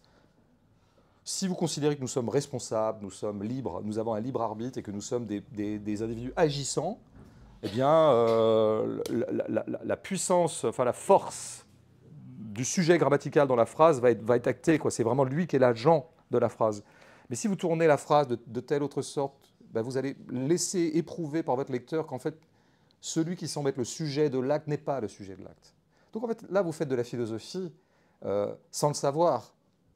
Vous faites de la philosophie à l'intérieur même de la phrase, sans forcément conscientiser tout ça. Mais moi, je me suis vu être très, comment dire, récurremment dans mon travail, je vois souvent mes narrateurs, notamment les narrateurs, ceux qui sont censés d'abord être un peu dominants dans un livre, parce que c'est celui qui vous raconte le truc, puis en plus, il est le personnage principal. Donc le type, il est en position d'omnipotence. Le type, d'ailleurs, ou la femme, puisque j'ai fait aussi des narratrices. Donc il a tout pour dominer, et en fait il est parfaitement agi, passif, et il est le jouet des éléments. Ça, je pense que c'est des prises de position qui sont des positions formelles, conceptuelles. Voilà. Plus ou moins, donc en fait ça va, ça vient. Il ne faut jamais oublier que quand on écrit, on est le premier lecteur de soi. Et donc, moi, des choses me viennent, je vois que des choses s'agencent, et je dis, ah ben oui, tiens, c'est ça qui est en train de se passer, là. Et là, du coup, consciemment, je vais décider d'aller dans ce sens-là, comme si, d'obéir à l'injonction, enfin, en tout cas, à ce qui s'est présenté. Mais après, il y a des choses qu'on prémédite quand on écrit un livre. Hein. Je veux dire, je ne crois pas non plus qu'on se laisse complètement porter, c'est pas vrai. Il y a des choses que je prémédite vraiment. Mais, encore une fois, le texte... Donc, je dirais ça, en fait, pour répondre à la question de la forme. Vraiment, plus ça a été, plus je me suis rendu compte que l'écriture, ça se jouait vraiment dans l'économie de la phrase ou du paragraphe. Mais que finalement, les grandes déconstructions formelles qui continuent à m'intéresser, j'allais dire politiquement, stylistiquement ou politiquement, je ne me sens pas tenu de donner dans ces déconstructions-là pour écrire. Sinon, j'irai pas loin. Et donc, c'est finalement ça qui se joue à la fin de Comme une mule. Ce serait cette distinction que vous me semblez faire entre formule, qui est la critique que vous faites d'un certain style qu'on trouve par exemple chez Virginie Despentes et chez tout un ensemble d'auteurs, mais qui finalement serait presque le rôle de la morale, c'est de trouver des formules toutes faites finalement pour déjà tout trancher, déjà tout faire, et finalement simplifier la pensée. Et vous voudriez voir littérairement remplacer ça par l'idée de tournure finalement. Est-ce que c'est ceci ou pas vraiment? Cette question n'est pas sans rapport avec ce que je disais précédemment, mais il faut que j'explicite un peu le rapport, parce que je pense que c'est un peu elliptique pour ceux qui n'auraient pas suivi le raisonnement. Bon. Premièrement, pourquoi est-ce que j'en arrive à parler de Virginie Despentes dans Comme une mule? Parce que c'est toute une des dernières parties du livre, s'interroge, je pose des questions qui me paraissent, moi, intéressantes, à savoir, dans quelle mesure est-ce que l'art peut être politique sans se déjuger comme art. Donc l'art peut être politique en tant qu'art. Ça, c'est déjà une première chose. Et comme sous-question, mais en tout cas comme sous-catégorie de cette grande catégorie générale, qu'est-ce que c'est qu'un art féministe? Je donne des fausses pistes de ça. Un film qui met plutôt qu'un patron, un PDG, une PDGère, et se pique pour ça de promouvoir des femmes puissantes, et que ça serait féministe, non. Ça, c'est pas féministe. Bon, éventuellement, ça déplace des représentations, c'est vrai. Mais c'est pas le film en tant que film qui, par sa forme même, a produit... Qu'est-ce que ça voudrait dire une forme féministe? Qu'est-ce que ça voudrait dire une forme anarchiste? Qu'est-ce que ça voudrait dire une forme communiste? Qu'est-ce que ça voudrait dire une forme de droite? Une forme autoritaire? Est-ce que ça a un sens de penser comme ça? C'est des questions que je me pose dans les 150 dernières pages, qui, moi, me paraissent des questions intéressantes.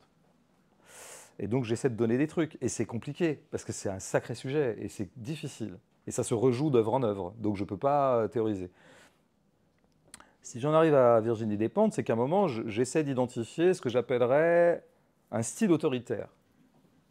Qu'est-ce que c'est qu'un style autoritaire? C'est un style où j'ai l'impression que le verbe tout-puissant de celui ou de celle qui l'énonce domine le réel. Alors que moi, effectivement, et c'est là le lien avec ce que je disais précédemment, et bravo pour ça,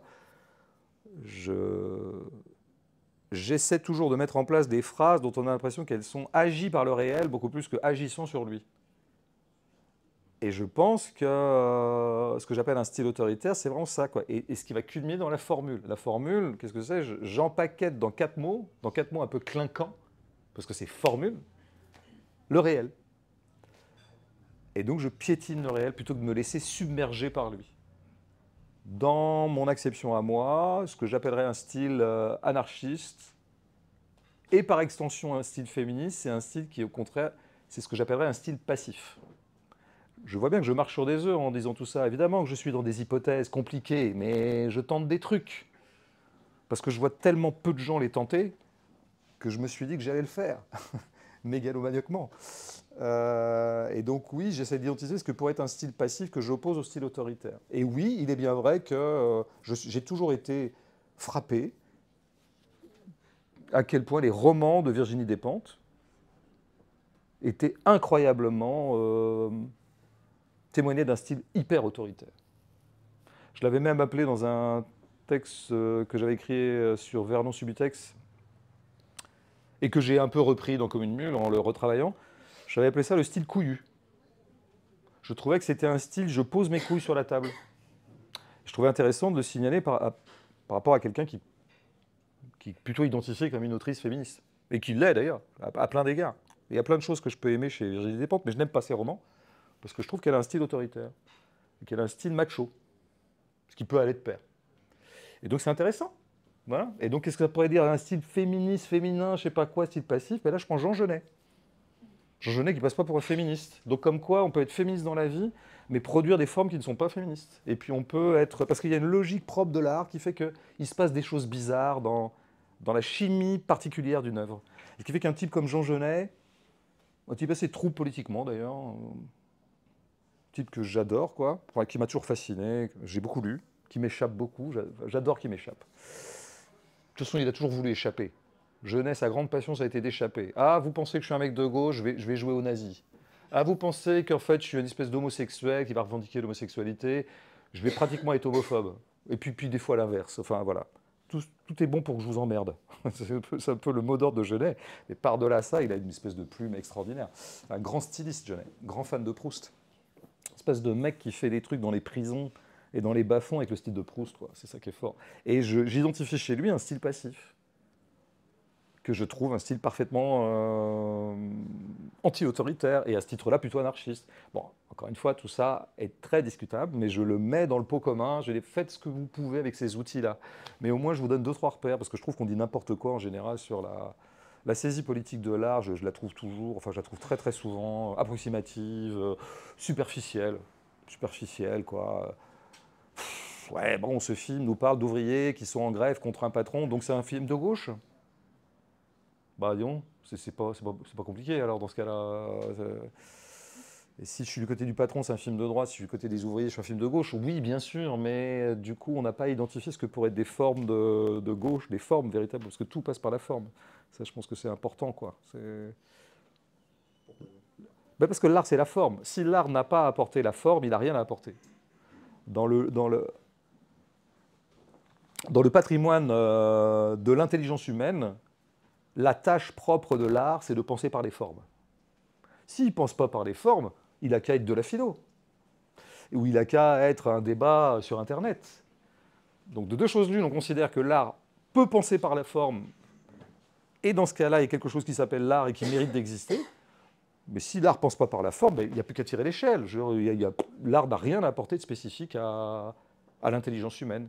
Donc moi, je fais le pari, mais qui est un pari que je fais parce que j'ai ressenti ça devant les œuvres. Je me suis dit, dans ces œuvres-là, la pensée se joue différemment qu'elle se joue quand elle est négociée de façon plus réflexive.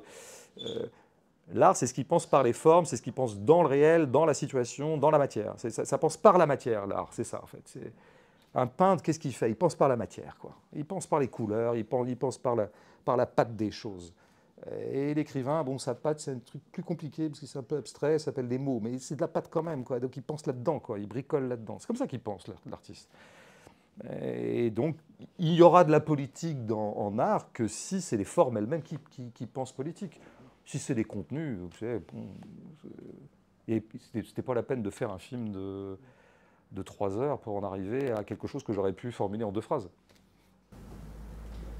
Mais justement, sur ces questions de forme, vous regrettez, peut-être à juste titre, que les politimans de gauche s'attardent trop sur la question de est-ce que leurs œuvres vont être reçues, Oui. Est-ce qu'elles sont, Oui. est-ce qu'elles sont faciles à digérer, est-ce qu'elles sont faciles à lire, à regarder. Ouais. Et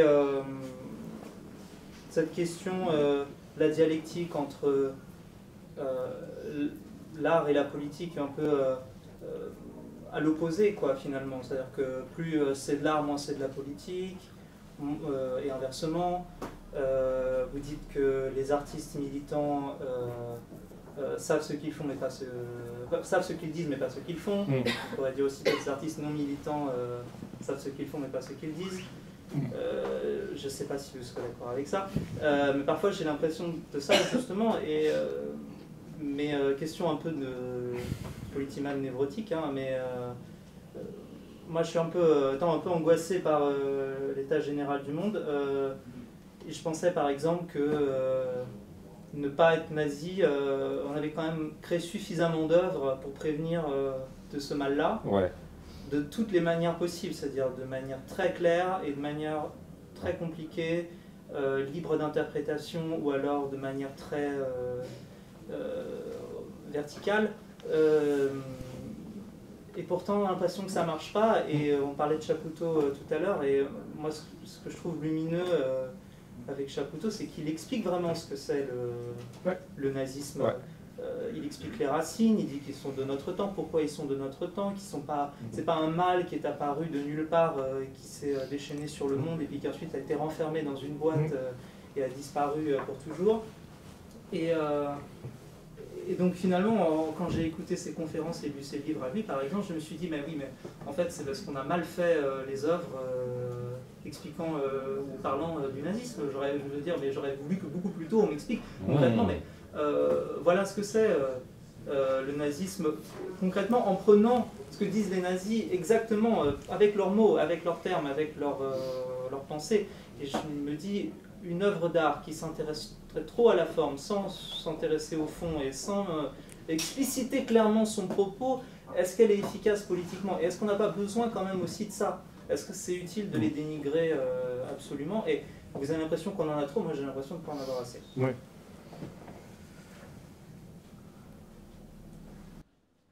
Je pense qu'il faut, quand on écrit un livre, il faut avoir une certaine... On parie sur le lecteur. On fait un petit pari quand même sur le lecteur. On parie sur son intelligence d'abord. Parce que nous-mêmes, on se considère comme intelligent, on considère qu'on a écrit des pages intelligentes, donc il nous faut un lecteur intelligent pour être à la hauteur de l'intelligence de nos pages. Et puis il y a des micro-paris, il y a des paris intermédiaires. Mon pari là, quand j'écris comme une mule, c'est que le mec qui le lit, ou la nana, il connaît un peu Bégodeau quand même. Un peu. Et Bégodeau est quand même très associé à la politique, entre autres choses. Donc je me suis dit, quand moi je vais faire tout un tas de pages pour dire attention à ne pas politiser l'art de n'importe quel sens. Attention la politique, te jette pas trop sur l'art. Sois pas trop violent avec l'art, ne le brutalise pas s'il te plaît. Ne viens pas avec tes gros sabots me saboter les œuvres, avec tes gros sabots de politiman. J'entendais bien ou je pariais sur le fait que mon lecteur se dirait « Mais Bégodeau, il n'est en aucun cas en train de nous dire qu'il refusait l'art politique quand même, pas Bégodeau. Pas le type qui palabre à longueur de vidéos YouTube sur le capitalisme. » Bon, donc, en aucun cas, comme une mule ne peut dire à aucun moment qu'il ne faut surtout pas que l'art soit politique. Ce que Comme une mule essaie de faire est un travail plus précis, c'est de dire « ça m'intéresse que l'art soit politique, je voudrais qu'il le soit en tant qu'art. Je voudrais qu'il le soit par ses moyens propres. Parce que s'il ne l'est pas par ses moyens propres, alors l'art n'est plus qu'un support. L'art n'est plus qu'un paillasson qu'on utilise, ce que fait très bien le Politiman. Le Politiman, c'est tout ce qu'il attend de l'art. Moi, j'ai un discours à donner. On va faire un film qui sera un peu de la merde, hein, c'est de la merde. Bon, on va le caricaturer, ça sera mal joué, mal écrit, tout ça. Mais quand même, ça servira à la cause, parce qu'à la fin, on se rend compte que le patron, il est méchant et que les ouvriers sont gentils. Moi, j'aime bien l'art, j'ai pas envie qu'on le piétine. Et en plus, je pense que l'art a vraiment quelque chose à apporter à la politique et à l'effort d'intelligence politique. J'en suis convaincu. Par ses moyens propres, je pense qu'il a vraiment quelque chose à apporter. Et j'essaie de donner quelques exemples dans le livre, et donc j'y renvoie. Ça, c'est la première chose. Après, vous dites une chose très contradictoire. À la fois, effectivement, je pense qu'on a fait un vrai Politiman, c'est bien. Vous en avez vraiment tous les symptômes, vous êtes inquiet de l'état du monde, et donc il faut urgemment qu'il y ait des livres qui décrivent, dissèquent l'état du monde et peut-être des solutions éventuelles, etc. Chez nous, ils sont conscients, les Politiman. Oui, ouais, c'est bien, non, mais moi j'ai un grand respect pour les Politiman, il en faut. Mais vous dites une chose contradictoire, vous avez bien remarqué, vous faites un constat génial, c'est bien de partir de constat, je crois m'entendre. Que d'œuvres sur le nazisme, que d'œuvres, que de films, que de livres, que de théories, que de philosophie, de Hannah Arendt, de machin, de tout le monde s'y est mis, quoi. C'est le grand sujet du XXe, de fait, hein. Grand sujet, évidemment, qui appelait pensée et qui appelait art, bien sûr. Et nous sommes en train d'y revenir. Et nous allons y revenir tranquillement. Alors peut-être pas dans des degrés gigantesques et colossaux, qui ont été ceux de la clique nazie des années 30-40 en Allemagne. Moi, globalement, on est en train d'y revenir. Et on n'y coupera pas. Bon, bilan des opérations, ces choses-là n'auront servi à rien. Bon, eh ben moi, ça me donne encore plus la conviction, ça a affirmé ma conviction que vraiment, l'art ne doit pas se subordonner à une nécessité de démontrer quoi que ce soit. Il doit faire son travail d'art. Et s'il fait bien son travail d'art, s'il le fait avec la justesse, la délicatesse, la concentration, la puissance, l'intensité, la joie et l'amour que requiert l'art, alors il sera politique. Il sera politique. Mais il n'aura pas présupposé qu'il faut absolument parler de ça. Il faut que les gens comprennent absolument ça. Parce que de toute façon, les gens ne comprendront rien. Ou en tout cas, ça sera toujours l'effet d'une minorité. Oui, Chapoutot, très bien. Moi, je suis très fan, j'en ai parlé spontanément tout à l'heure, moi-même. Et Chapoutot est en train d'affûter notre connaissance ou notre compréhension de ce qu'a été l'émergence du nazisme dans les années 30 en Allemagne. Il est en train d'affûter l'intelligence et la connaissance de 50 000 personnes. Son livre se vendra à 20 000, 30 000, parce qu'il a une grosse visibilité. Allez, 50 000, 100 000, parce qu'il fait énormément de vidéos. 100 000. 100 000 déjà peut-être un peu convaincus que le nazisme, c'est pas cool. Peut-être déjà un peu convaincus qu'il y a un nouage entre le nazisme et le capitalisme. Et ben voilà, donc il va prêcher des convaincus, et moi je suis content. Moi Chapoutot, je l'adore. Il me donne de l'intelligence et il me rend plus intelligent. Je suis hyper content pour moi. Ça ne changera rien. Et d'ailleurs, l'émergence de Chapoutot et sa montée en visibilité depuis, je dirais, 4-5 ans, est tout à fait congruente et coïncidente avec la montée du fascisme en France. Donc il semblerait que, franchement, Chapoutot ne fera rien contre le phénomène absolument fatal qui est en cours, et depuis longtemps, et qui est structurel, et qui doit avoir son temps, quoi. Bon, et le temps, il durera 10, 20, 30 ans, je ne sais pas, peut-être que je mourrai, moi, dans un monde totalement fascisté ou fascisé, je ne sais pas. En tout cas, ce moment aura lieu. Bon, c'est comme ça, quand on est marxiste, on sait ça. Chapoutot, d'ailleurs, fait des analyses parfaitement marxistes, je le dis au passage. Donc c'est bien, c'est à la fois déprimant comme constat, mais en même temps, ça doit nous libérer. Ça doit libérer de l'art, de la nécessité de vouloir absolument édifier les masses. L'art doit faire son truc, quoi. Mais pour ça, il faut aimer l'art. Et c'est pour ça que je mets en avant le fait que souvent, chez le politiman, qui va beaucoup dire que oui, mais quand même, l'art, ça serait bien qu'il soit un peu utile, parce qu'il y a quand même une urgence écologique, il y a le fascisme, il y a machin, et ce truc. Moi, je pense qu'en fait, fondamentalement, le politiman, il n'aime pas l'art. Parce qu'il ne faut vraiment pas aimer l'art pour lui demander de faire ça. Pour lui demander d'être immédiatement utile ou de servir des choses comme ça. Faut pas avoir éprouvé la puissance de l'art pour dire un truc comme ça. C'est comme, je sais pas quoi. Vous avez un ami qui serait très très doué en alpinisme et tout ce que vous trouvez à faire, c'est lui proposer, je sais pas, de cuisiner une pizza, quoi. Enfin, je sais pas, quoi. Vous le sous-utilisez, vous le sous-estimez. Il vaut mieux que ça, à votre avis. Et donc, Dans mon cas, je ne sais pas si je désespère plus de l'art que du public. Par exemple, entre question fond et forme, et d'ailleurs, c'est quand même très en lien avec l'approche de Chapoutot. Par exemple, je sais pas, la zone d'intérêt de Jonathan Glazer. Je ne sais pas si Jonathan Glazer a jamais lu un livre de Chapoutot entre les mains, mais c'est un peu la même approche. C'est-à-dire, on va prendre le point de vue des nazis sur leur propre attitude criminelle. Et le film est formidable, et extrêmement touchant, et moi je l'ai adoré, et beaucoup de gens l'ont aimé. Et il a aussi résonné particulièrement par rapport à ce qui se passe à Gaza en ce moment. Tout à fait.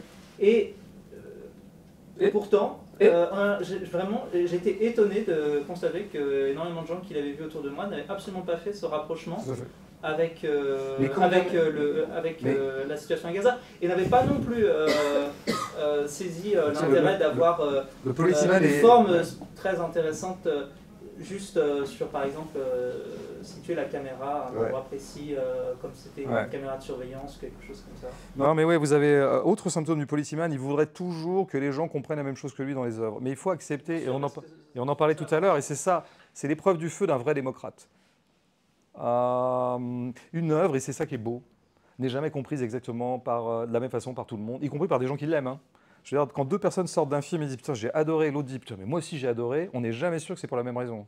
Ils peuvent même se parler pendant 4 heures au café en étant convaincus que vraiment ils ont vu le même film et qu'ils adorent le même truc et du coup ils s'adorent parce qu'ils sont super potes. Bon, en fait, ils n'ont pas du tout adoré pour la même raison, ils ne se comprennent pas.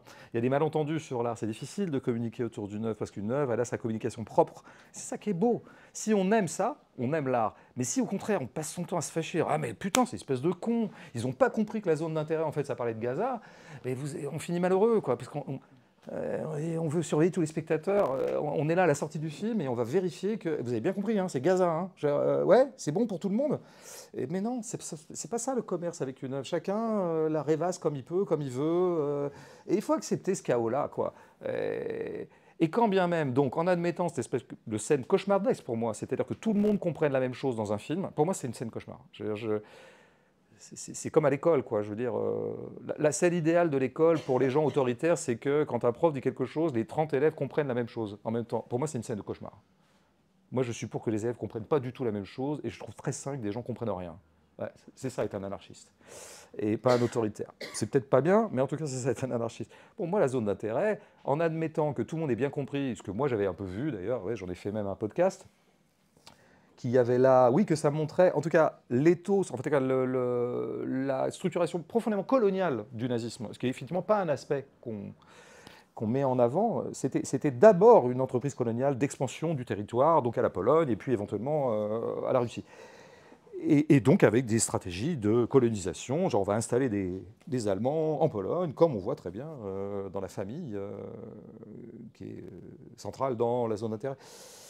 Ok, je me suis dit, oui, Glazer, peut-être qu'il pensait à Gaza en faisant ça, peut-être que pas d'ailleurs, parce qu'il a quand même conçu le film bien avant, en tout cas le 7 octobre, mais peut-être qu'il est particulièrement sensible à la question palestinienne, et que donc oui, peut-être. Et d'ailleurs, je crois qu'il a confirmé dans ses interventions. Bon, donc on aurait tous compris ça. On aurait tous un peu compris le clin d'œil. Attention, regardez, les nazis c'était ça, et maintenant Israël se comporte un peu comme les nazis. Bon, comparaison toujours un peu douteuse, mais pourquoi pas. Et donc... ben, ça n'aurait rien changé. Ça n'aurait pas arrêté la barbarie de Netanyahou. Ça n'aurait pas arrêté le fascisme israélien et la pulsion coloniale expansionniste qui est pour moi inextinguible et inarrêtable, sauf par l'armée, du fascisme israélien. Les œuvres d'art sont peu de choses, elles ont pas beaucoup de poids, même quand un film a de la visibilité comme Zone d'intérêt, qui a dû être vu aller dans le monde par quoi, 10 millions de personnes? Au mieux. Hein. Ça ne change rien. L'art ne change rien à rien, rien à rien. Est-ce que vous pouvez préciser votre point de vue sur quel serait le but de l'art, justement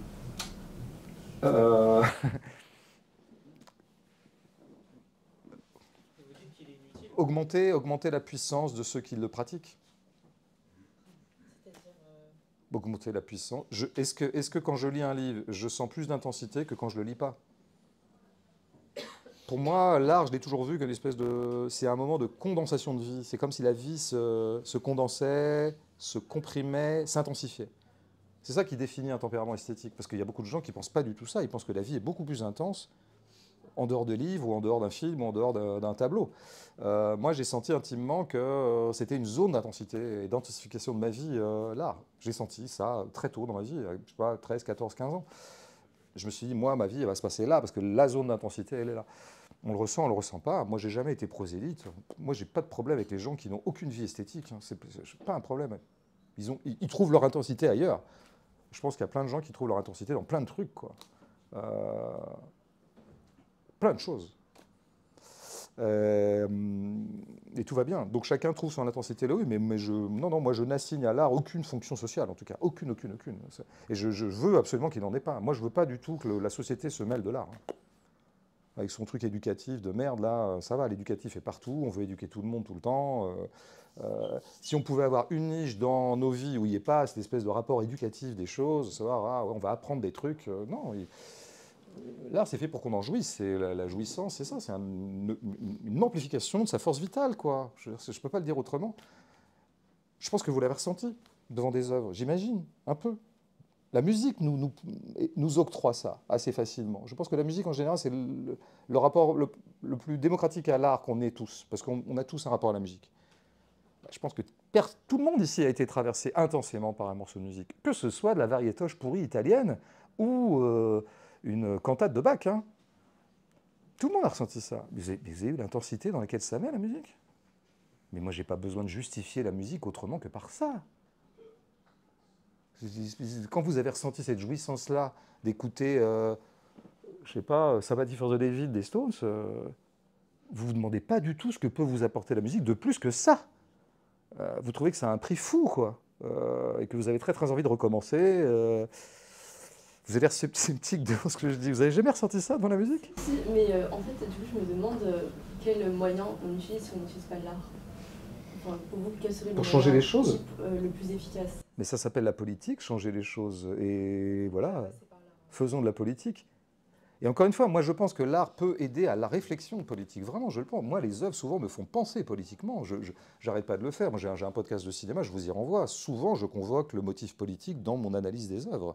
Donc vraiment, ce serait un contresens absolu de penser que je découple les choses. Mais encore une fois, il faut qu'il le fasse par ses moyens propres. Ça, vraiment, j'y insiste. Et donc, il peut participer à l'intelligence générale. Mais en ce qui concerne le fait de changer les choses, c'est les rapports de force. Il faut se constituer en force. Là, je vais dire que des banalités. Hein. Il faut créer des rapports de force, il faut s'unir, il faut créer des collectifs de résistance, de subversion, d'activité. Enfin, je n'ai rien à ajouter à ce qui est évident pour tout le monde ici. Donc en ce moment, il y a une poussée libérale autoritaire majeure, on pourrait dire même libérale fasciste. Est-ce qu'elle va suivre son cours comme elle doit suivre son cours, ou est-ce qu'il y aura une opposition à le faire? Donc est-ce qu'on va réussir à se structurer contre? Est-ce qu'il va y avoir des collectifs qui vont se créer? Un mouvement populaire massif contre cette pente-là? Ça, vraiment, je peux pas dire autre chose que ça. Hein. Moi, j'ai pas de recette. Oui. Moi, j'ai une réflexion. Je suis un peu décrit dans ce livre, surtout au moment de l'humour. Ouais. Moi, je le revendique, je rigole pas aux blagues qui me font pas rire. D'accord. Et en fait, vous rigolez pas aux blagues qui vous font pas rire, c'est déjà un gros programme. Est-ce que vous rigolez aux blagues qui vous font rire? Voilà, si elles me font rire, sincèrement, oui. Ouais. Mais du coup, ça, c'est vraiment comme... je trouve qu'il y a un truc un peu naïf de décorréler l'humour, l'art, etc., du propos politique quand on n'est pas concerné. Surtout quand on voit que ça peut être littéralement un vecteur de ces oppressions. Moi, personnellement, ça ne me fait pas rire, le racisme. Ça me fait pas rire quand un Musk peut rigoler sur son truc. Voilà, il dit c'est la liberté d'expression, on peut faire des blagues. Tant que la blague elle est drôle, c'est ce que vous revendiquez, tant que la blague elle est drôle, c'est la chose sur laquelle on peut débattre, on peut faire la blague. Du coup, son propos qui en fait est oppressant pour une partie, ça on l'oublie. Ça c'est une vraie question que je me demande parce que ça revient quand même, c'est quand même une partie du livre. Oui. Non, mais c'est une vraie question. Je ne pense pas être si catégorique que vous le dites dans les pages que je consacre à cette question, qui est une question extrêmement pointue. Moi, ce que je tenais quand même à faire dans un premier temps, c'était essayer, encore une fois, de discerner, de débrouiller quelque chose qui me paraît toujours un peu brouillé dans le cerveau de tout le monde dès qu'on aborde ces sujets-là, de peut-on rire de tout et toutes les blagues, ceci, cela. Est-ce qu'il y a des blagues nuisibles et... Il me semblait qu'on confondait un peu tout. C'était une chose est la circulation sociale d'une blague. Si on considère qu'une blague qui circule socialement, elle fait du mal, elle offense des gens et elle fait du mal, elle dessert une certaine cause, ou en tout cas elle sert la cause réactionnaire ou la cause raciste par exemple, ok, ça c'est un problème que j'appelle un problème de société. Et c'est un problème qui se pose. Ok. Moi, j'aimais bien quand même aussi poser le problème de façon individuelle. C'est pour ça que je crée une situation dans le livre en disant, on est dans une forêt, on est 3, personne ne nous écoute. Personne ne nous écoute. Et admettons qu'on soit 3 blancs, par exemple. Allons, disons les choses un peu crûment. On est 3 blancs dans une forêt. Et on fait une blague raciste. Enfin, une blague, en tout cas, qui colporte des clichés raciaux, on va le dire comme ça. Elle ne sera jamais entendue par personne. Elle n'offensera pas les premiers concernés. Donc elle ne sera pas objectivement nuisible. Et les 3 se marrent. C'est pas grave, puisque ça n'a offensé personne, ça n'a colporté aucun cliché, puisque personne n'a entendu cette blague. Est-ce qu'on accepte cette scène? Est-ce qu'on accepte cette scène ou est-ce que vraiment on se dit « Ah non, mais même là, il ne faut pas qu'il rie, il ne faut pas qu'il rie. Il ne faut pas qu'il fasse cette blague, même si la blague est géniale. » Oui, mais vous parlez de déterminisme. Vous dites qu'une chose emmène une autre. Donc quand on fait une blague raciste, qu'on accepte, qu'on se tolère, on se dit si la blague elle est drôle, on entre nous. Et que du coup, on se crée pas juste un mécanisme qui va nous permettre de pouvoir la faire, qu'on sera 3, 4, 5, 6... Mais c'est marrant, vous voyez, c'est marrant en fait. Oui, mais c'est une bonne question, parce que ce que j'essaie un peu de freiner dans les analyses que je fais sur l'humour dans ces pages-là, et ce qui vient de se passer est tout à fait symptomatique. Moi, je vous pose une question simple. Ces 3 personnes, la blague ne sortira jamais. C'est une hypothèse, c'est un exercice de pensée, une espèce de petit laboratoire. Puisqu'elle n'offensera personne et qu'elle n'offensera pas les premiers concernés, si ces 3-là se font marrer entre eux avec une blague qui colporte des clichés raciaux, est-ce que c'est un problème ou pas un problème? Et vous, tout de suite, vous avez dit, oui, mais admettons, mais du coup, ils vont prendre l'habitude d'en faire, et du coup, le lendemain, ils en feront une à la télé, et du coup, non, ça sortira jamais d'eux. Et donc, qu'est-ce que ça dit d'eux de rire de ça? Moi, c'est déjà une première question. Est-ce que 3 blancs qui sont en train de faire une blague avec un cliché un peu négrophobe, pas négrophobe, mais en tout cas un cliché racial sur les noirs, est-ce que ça veut dire forcément qu'ils sont racistes? Grande question. Question difficile à trancher. Question que je trouve beaucoup de gens tranchent un peu vite. Eh oui. Pourquoi est-ce qu'on la tranche si vite? Moi, je suis désolé, je suis incapable de la trancher. Et pour moi, elle est intranchable. On peut dire... très bien. Moi, il y a tout un tas de blagues que j'ai pu faire dans ma vie. Enfin, je veux dire, en fait, si à chaque fois que je faisais une blague un peu douteuse, du coup, ça démontrait que moi-même, je suis très douteux et que je suis donc... Ah ben, je serais vraiment un sale type. Hein. Si on fait la somme de mon œuvre de blague, je suis un nazi. Je suis un nazi, je suis un misogyne, je suis un raciste, j'aime pas les Portugais, j'aime pas les Chinois, que j'imite dès que je peux, dès que je suis tout seul, etc. Or, je ne suis pas nazi. Donc ça prouve bien que quand on fait des blagues, ça ne veut pas nécessairement dire que ça dit quelque chose de vous. Je pense que ce qu'on a du mal à admettre, c'est qu'il puisse y avoir des blagues gratuites. Je pense qu'il faudrait quand même réenvisager le fait qu'il peut y avoir des blagues gratuites. On peut très bien dire des trucs totalement gratuitement, sans en penser une seule seconde, ce qui était d'ailleurs le cas de ma blague, la blague qui m'a valu des déboires judiciaires. C'est pas une seule seconde ce que j'écrivais. Bon, c'était purement gratuit, arbitraire et plein de choses. Donc je pense que c'est vraiment un truc qu'on a du mal à comprendre, la gratuité de l'humour. Et moi je pense que le prix de l'humour, c'est d'être gratuit justement, c'est d'être dans une espèce de mauvaise foi ou d'arbitraire pur. Voilà. Et voilà, mais j'aimerais bien que ce soit clair pour ça. Après, la circulation sociale des blagues, bah oui, moi je m'associe assez bien à votre inquiétude.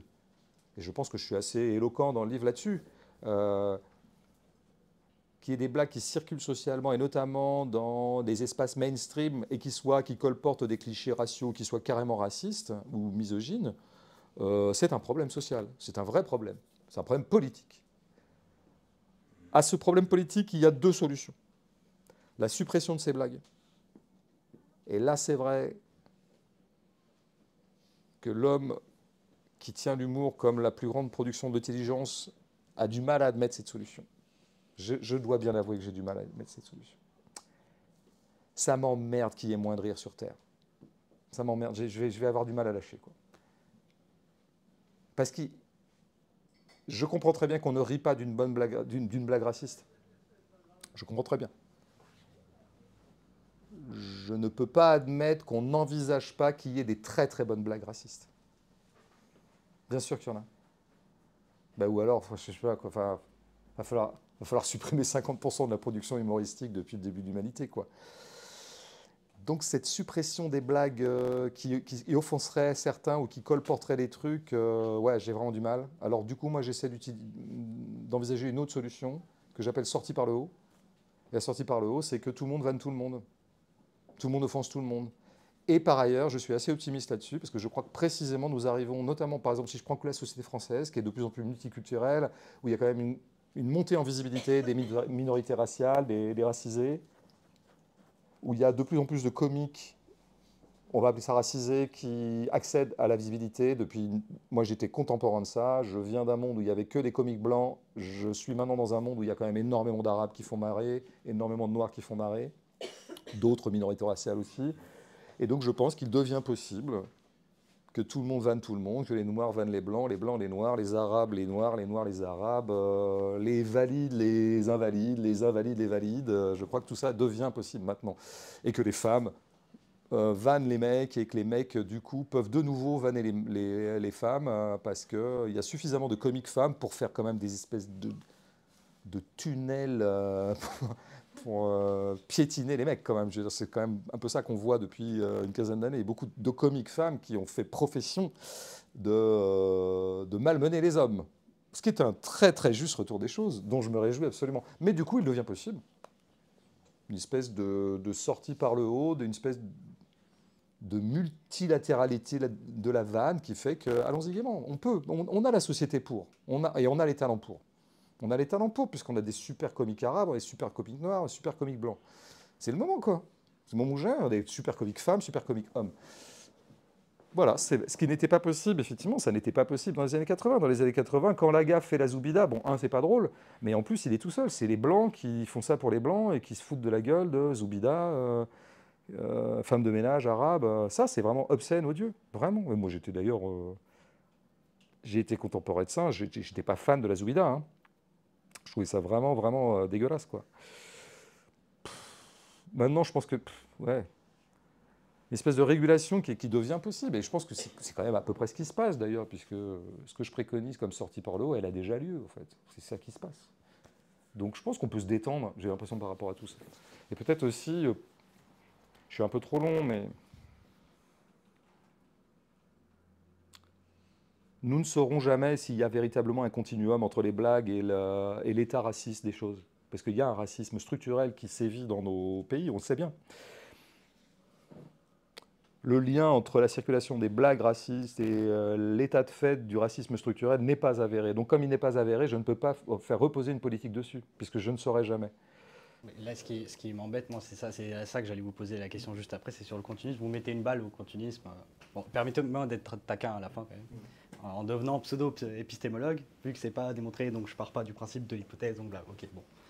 Pourquoi pas? Maintenant, c'est quand même... J'ai rien compris à ces deux premières phrases. Hein, mais... je reprends... Il paraît que je mets une balle à quelque chose, je sais pas trop à quoi. En gros, à l'hypothèse du continuisme. Du continuum. Continuum, enfin... Ouais. Continuum et je mets pas une balle, je mets 40 pages, mais c'est moins fulgurant qu'une balle. C'est quand même pas mal, 40 pages pour... Parce que je pense que c'est quand même la plaie. Bah maintenant, il faut bien que la structure s'applique quelque part. Donc moi, le gros souci un peu général que j'ai eu en le lisant, c'est vous dénoncez le fait qu'il y ait des structures très globales qui s'appliquent et qu'il ne faille pas des fois individualiser, personnaliser, comme ce que fait la justice par exemple, et personnalise le problème, alors qu'on devrait parler de la structure. Mais en même temps, si la structure est là, il faut bien qu'elle soit structurée par quelque chose. Oui. Donc, en gros, j'ai l'impression que vous parlez des structures qui structurent, mais pas des structures qui sont structurantes. Donc c'est étonnant, puisque soit on est bourdieusien jusqu'au bout, et du coup on se dit, bah oui, à force de faire la blague, à un moment in fine, il y aura un acte qui va dégénérer par extension. Donc, je compte éliminer l'hypothèse du continuum en partant du principe que c'est une hypothèse ou parce qu'on ne l'a pas vérifié, c'est pas vérifiable. J'élimine pas l'hypothèse du continuum. D'abord, que tout soit dans tout et inversement, effectivement, est un peu l'hypothèse structurelle. Et je veux bien croire que Ce que je veux dire par là, c'est qu'il y a bien des individus qui structurent la structure. Je veux dire, moi, je veux bien. Il y a évidemment des individus qui structurent les structures. Enfin, je pense que c'est surtout les structures qui structurent les individus. Oui, mais avant toute chose. D'accord. Dans les deux sens, attention. Oui, mais donc dans ce cas-là, si la vraie pensée structurelle, elle s'attaque aux structures, elle ne s'attaque pas aux individus. À un moment, elle voit dans les individus qu'il y a une structure. Les individus sont les porteurs de la structure bien malgré eux. Ils sont agis par la structure. Donc il ne faut pas individualiser la faute, et notamment pas en moralisant les choses. Globalement, il faudrait s'attaquer à la structure raciste elle-même. Mais comment vous attaquez une structure sans attaquer les choses qui font qu'elle devienne structure? Mais il faut s'attaquer à ce qui produit la structure. C'est quand même pas les blagues racistes qui ont inventé le racisme en Occident. Ça, on est d'accord. Ce qui a été l'élément de soutien objectif, matériel, dans l'intensité raciste de l'histoire de l'Occident, c'est le capitalisme. Ça, on est d'accord. Bah alors, oui, mais maintenant, alors si vraiment c'est les structures racistes qui vous importent, ne vous attaquez pas aux pauvres individus qui, pris dans un grand bain racisto-colonial depuis 5 siècles, se mettent à faire des blagues racistes. Foutez-leur la paix. Vous déjugez en vous attaquant à ces individus-là. Vous minimisez le problème énorme auquel vous êtes attaqué, qui s'appelle la structure coloniale ou la structure impériale. Comment? On peut cibler les deux. Par exemple, sur le patriarcat. Vous ciblez pas les... En fait, c'est pas que vous ciblez pas les deux. C'est ce que je dis et qui a été d'ailleurs plus ou moins suggéré tout à l'heure par vous, je crois, à savoir ce qui se passe en fait. C'est qu'à défaut d'attaquer la structure, sachant bien que c'est à la structure qu'il faudrait idéalement s'attaquer, sinon on n'en a pas fini de sitôt avec le racisme. Hein. Bon. Donc il va bien falloir s'attaquer à la structure impériale, appelons-la comme ça. Eh bien, à défaut de pouvoir s'attaquer à la structure impériale qui est mastodontique, eh bien, on va s'attaquer aux petits individus qui font des blagues. Et donc c'est un peu dérisoire. Et c'est pas et vraiment, j'aime autant vous dire que c'est pas en vous attaquant aux individus qui font des blagues racistes au contraire, j'ai envie de vous dire, la structure impériale se marre. Se marre, absolument. Comme les vrais patriarches se sont sans doute bien marrés quand ils ont vu que Ludivine Bantini traînait en justice François Béglot. Ils se gaussaient. Ils disaient, ah bah dis donc, s'ils commencent à s'attaquer entre eux et pour des pauvres blagues de merde, bah nous, le patriarcat peut vivre longtemps. Donc bon, je veux dire... et par ailleurs, il ne faut quand même pas confondre. Moi, je veux bien, encore une fois... Le continuum ne veut pas dire... En tout cas, la pensée structurelle ne veut pas forcément dire que tout est lié avec tout. Ce n'est pas parce qu'on identifie des structures qu'on pense que la structure englobe tout. Une structure, ça peut englober certaines choses et pas d'autres. Bon. Et donc, il peut y avoir des éléments qui ne font pas partie de la structure, en tout cas qui ne sont pas des opérateurs agissant dans la structure. Et je tiens qu'il n'est pas avéré qu'une blague raciste alimente le racisme. Ça n'est pas établi, et même moi, je pourrais établir l'inverse. Je pourrais très bien établir l'hypothèse inverse, à savoir qu'une des raisons pour lesquelles un mec comme moi n'a jamais commis d'acte raciste, n'a jamais produit d'offense raciste publique, je pense que ma vie publique en est témoin, ni d'écrits racistes, ni rien de raciste, ni absolument rien, peut-être que le fait d'avoir été si prodigue en blagues racistes, peut-être m'a aidé à ne pas produire du racisme. Peut-être. Donc il y a votre peut-être et il y a mon peut-être. Et ce n'est pas les mêmes, mais c'est deux peut-être. Donc j'aimerais bien que puisqu'on a affaire qu'à des peut-être, on n'en tire pas des conclusions pour immédiatement agir et se jeter sur les blagues racistes. Ou sur les blagues, encore une fois, qui colportent un certain nombre de clichés. J'en donne un certain nombre d'exemples de communes. Mais je vois bien que ce n'est pas ce qui a lieu. C'est pas ce qui a lieu. C'est-à-dire qu'on se jette beaucoup en ce moment sur l'humour, sur l'art, des choses comme ça. Tiens, mais moi je ne suis pas content. Pourquoi je ne suis pas content? Parce que l'humour et l'art, c'est les deux choses que je préfère dans le monde. C'est les deux choses que je trouve, c'est la grâce. Pour moi, c'est Dieu, l'humour et l'art. Donc on s'attaque à Dieu. Et je ne suis pas content. Surtout que je n'ai pas l'impression qu'en fait, il puisse y avoir beaucoup de bénéfices politiques à ce qu'on fasse chier mes deux petits chouchous qui sont l'art et l'humour. Donc moi, je ne suis pas content. C'est pour ça que j'écris comme une muche. Je dis, vous êtes en train d'emmerder mes chouchous pour un bénéfice qui est, à mon avis, un peu nul. En tout cas, très hypothétique. Très hypothétique. Très hypothétique. Parce qu'aux États-Unis, par exemple, ça fait 50 ans qu'on commençait un certain nombre de politiques d'hypervigilance sur la langue, sur les mots, sur voilà, qu'il n'y ait pas de propos racistes ici ou là. Je veux dire, il y a une grande vigilance là-dessus aux États-Unis. Il y a, voilà. Est-ce qu'il y a moins de racisme aux États-Unis? Est-ce qu'il y a moins de racisme aux États-Unis? Il y a un moment, il faudrait faire le bilan. Et moi, je vais plus loin. En fait, je me rends compte que les gens qui s'attaquent aux blagues et à l'art au prétexte de l'efficacité politique que ça aurait, je pense qu'en fait, ils s'en foutent de l'efficacité politique. Je pense que ce n'est pas leur passion première. Leur passion première, en s'attaquant aux blagues racistes ou à l'humour douteux, ou aux œuvres d'art un peu douteuses aussi, c'est pas tant qu'ils se disent non, mais il y a nécessité de s'attaquer à ces deux trucs-là au nom de la cause, parce que ça va aller dans le sens du progrès, et ça va créer un monde plus pacifié et moins raciste. Qu'est-ce qui s'exerce en eux à ce moment-là? C'est la passion de condamner, c'est la passion de juger.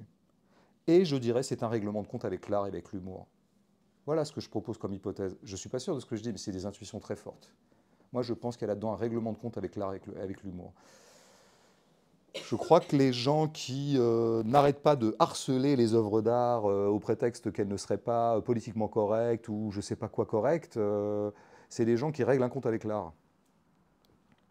Je pense que c'est ça le vrai fond de la chose. Donc ça me fait un peu rire qu'on mêle la politique à ça, quoi. Moi, je pense que vous voulez faire de la politique, faites de la politique, quoi. Faites de la politique. Attaquez-vous aux structures, au vrai.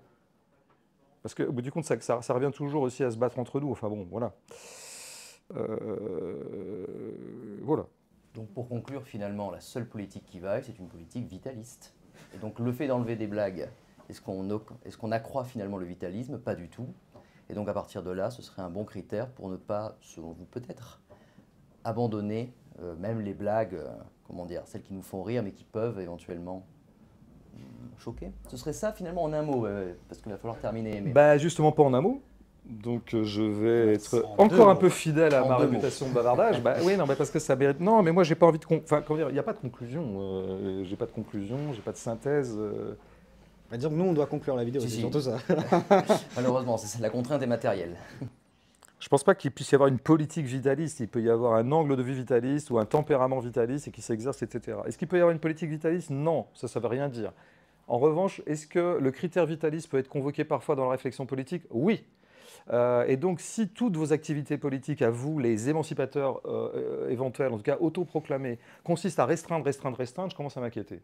Donc c'est quand même pas mal qu'à un moment, un vitaliste arrive là-dedans. Mais c'est marrant, en fait, vous qui êtes vous êtes de gauche, là, vous voulez émanciper tout le monde, etc. Vous n'arrêtez pas de restreindre tout. Vous punissez, vous jugez, vous voulez moins d'œuvres, moins de rire, moins de machin, moins de trucs. Vous contrôlez tout. C'est quand même bizarre pour des gens qui voudraient émanciper. Donc, et oui, par exemple, la gauche, mon camp, oui, je le dis à un moment, il me semble que la gauche des années 60-70, si je voulais schématiser un petit peu, mais bien sûr je schématise, mais je pense qu'il y a quand même des lignes de force. Il me semble que... En fait, je vais le dire, je vais conclure, vous en faites pas. Je vais être un peu dramatisant pour finir, voire même catastrophiste. Merci. Alors en fait, mon intuition, qui est plus qu'une intuition, mais modestement je dirais mon intuition, c'est que la gauche va disparaître. J'en suis même à me dire parfois que finalement, il y a un fatum droitier de l'humanité, et qu'en fait, il y aura eu juste une parenthèse dans la longue histoire de l'humanité qui aura duré 150 ans, et pour des raisons très matérielles, des conjonctions, une espèce d'alignement des astres, il y aurait eu un moment comme ça, une parenthèse où de la gauche aura été possible, soit de façon effective, soit en tout cas en termes de projection. Des paradigmes émancipateurs, des paradigmes... voilà, ça a été possible. En gros, 18e siècle, 20e, quoi. Cette parenthèse est refermée. La gauche va s'effacer, elle est déjà totalement minorisée, voire même totalement laminée. Et ça va durer. Et je pense qu'en fait, ça ne reviendra pas, en tout cas pas de notre vivant. Et une des raisons pour lesquelles la gauche va être achevée, c'est précisément qu'elle aura laissé pénétrer en elle, et il y a plein de raisons pour lesquelles la gauche a été marginalisée, des raisons très structurelles, économiques, sociales, plein de choses. Bon, je crois que ce n'est pas le moment de... Non, je ne me relance pas dans un... J'aurais adoré, mais c'est quoi, 2 heures, pas plus. Hein, bon. Mais non.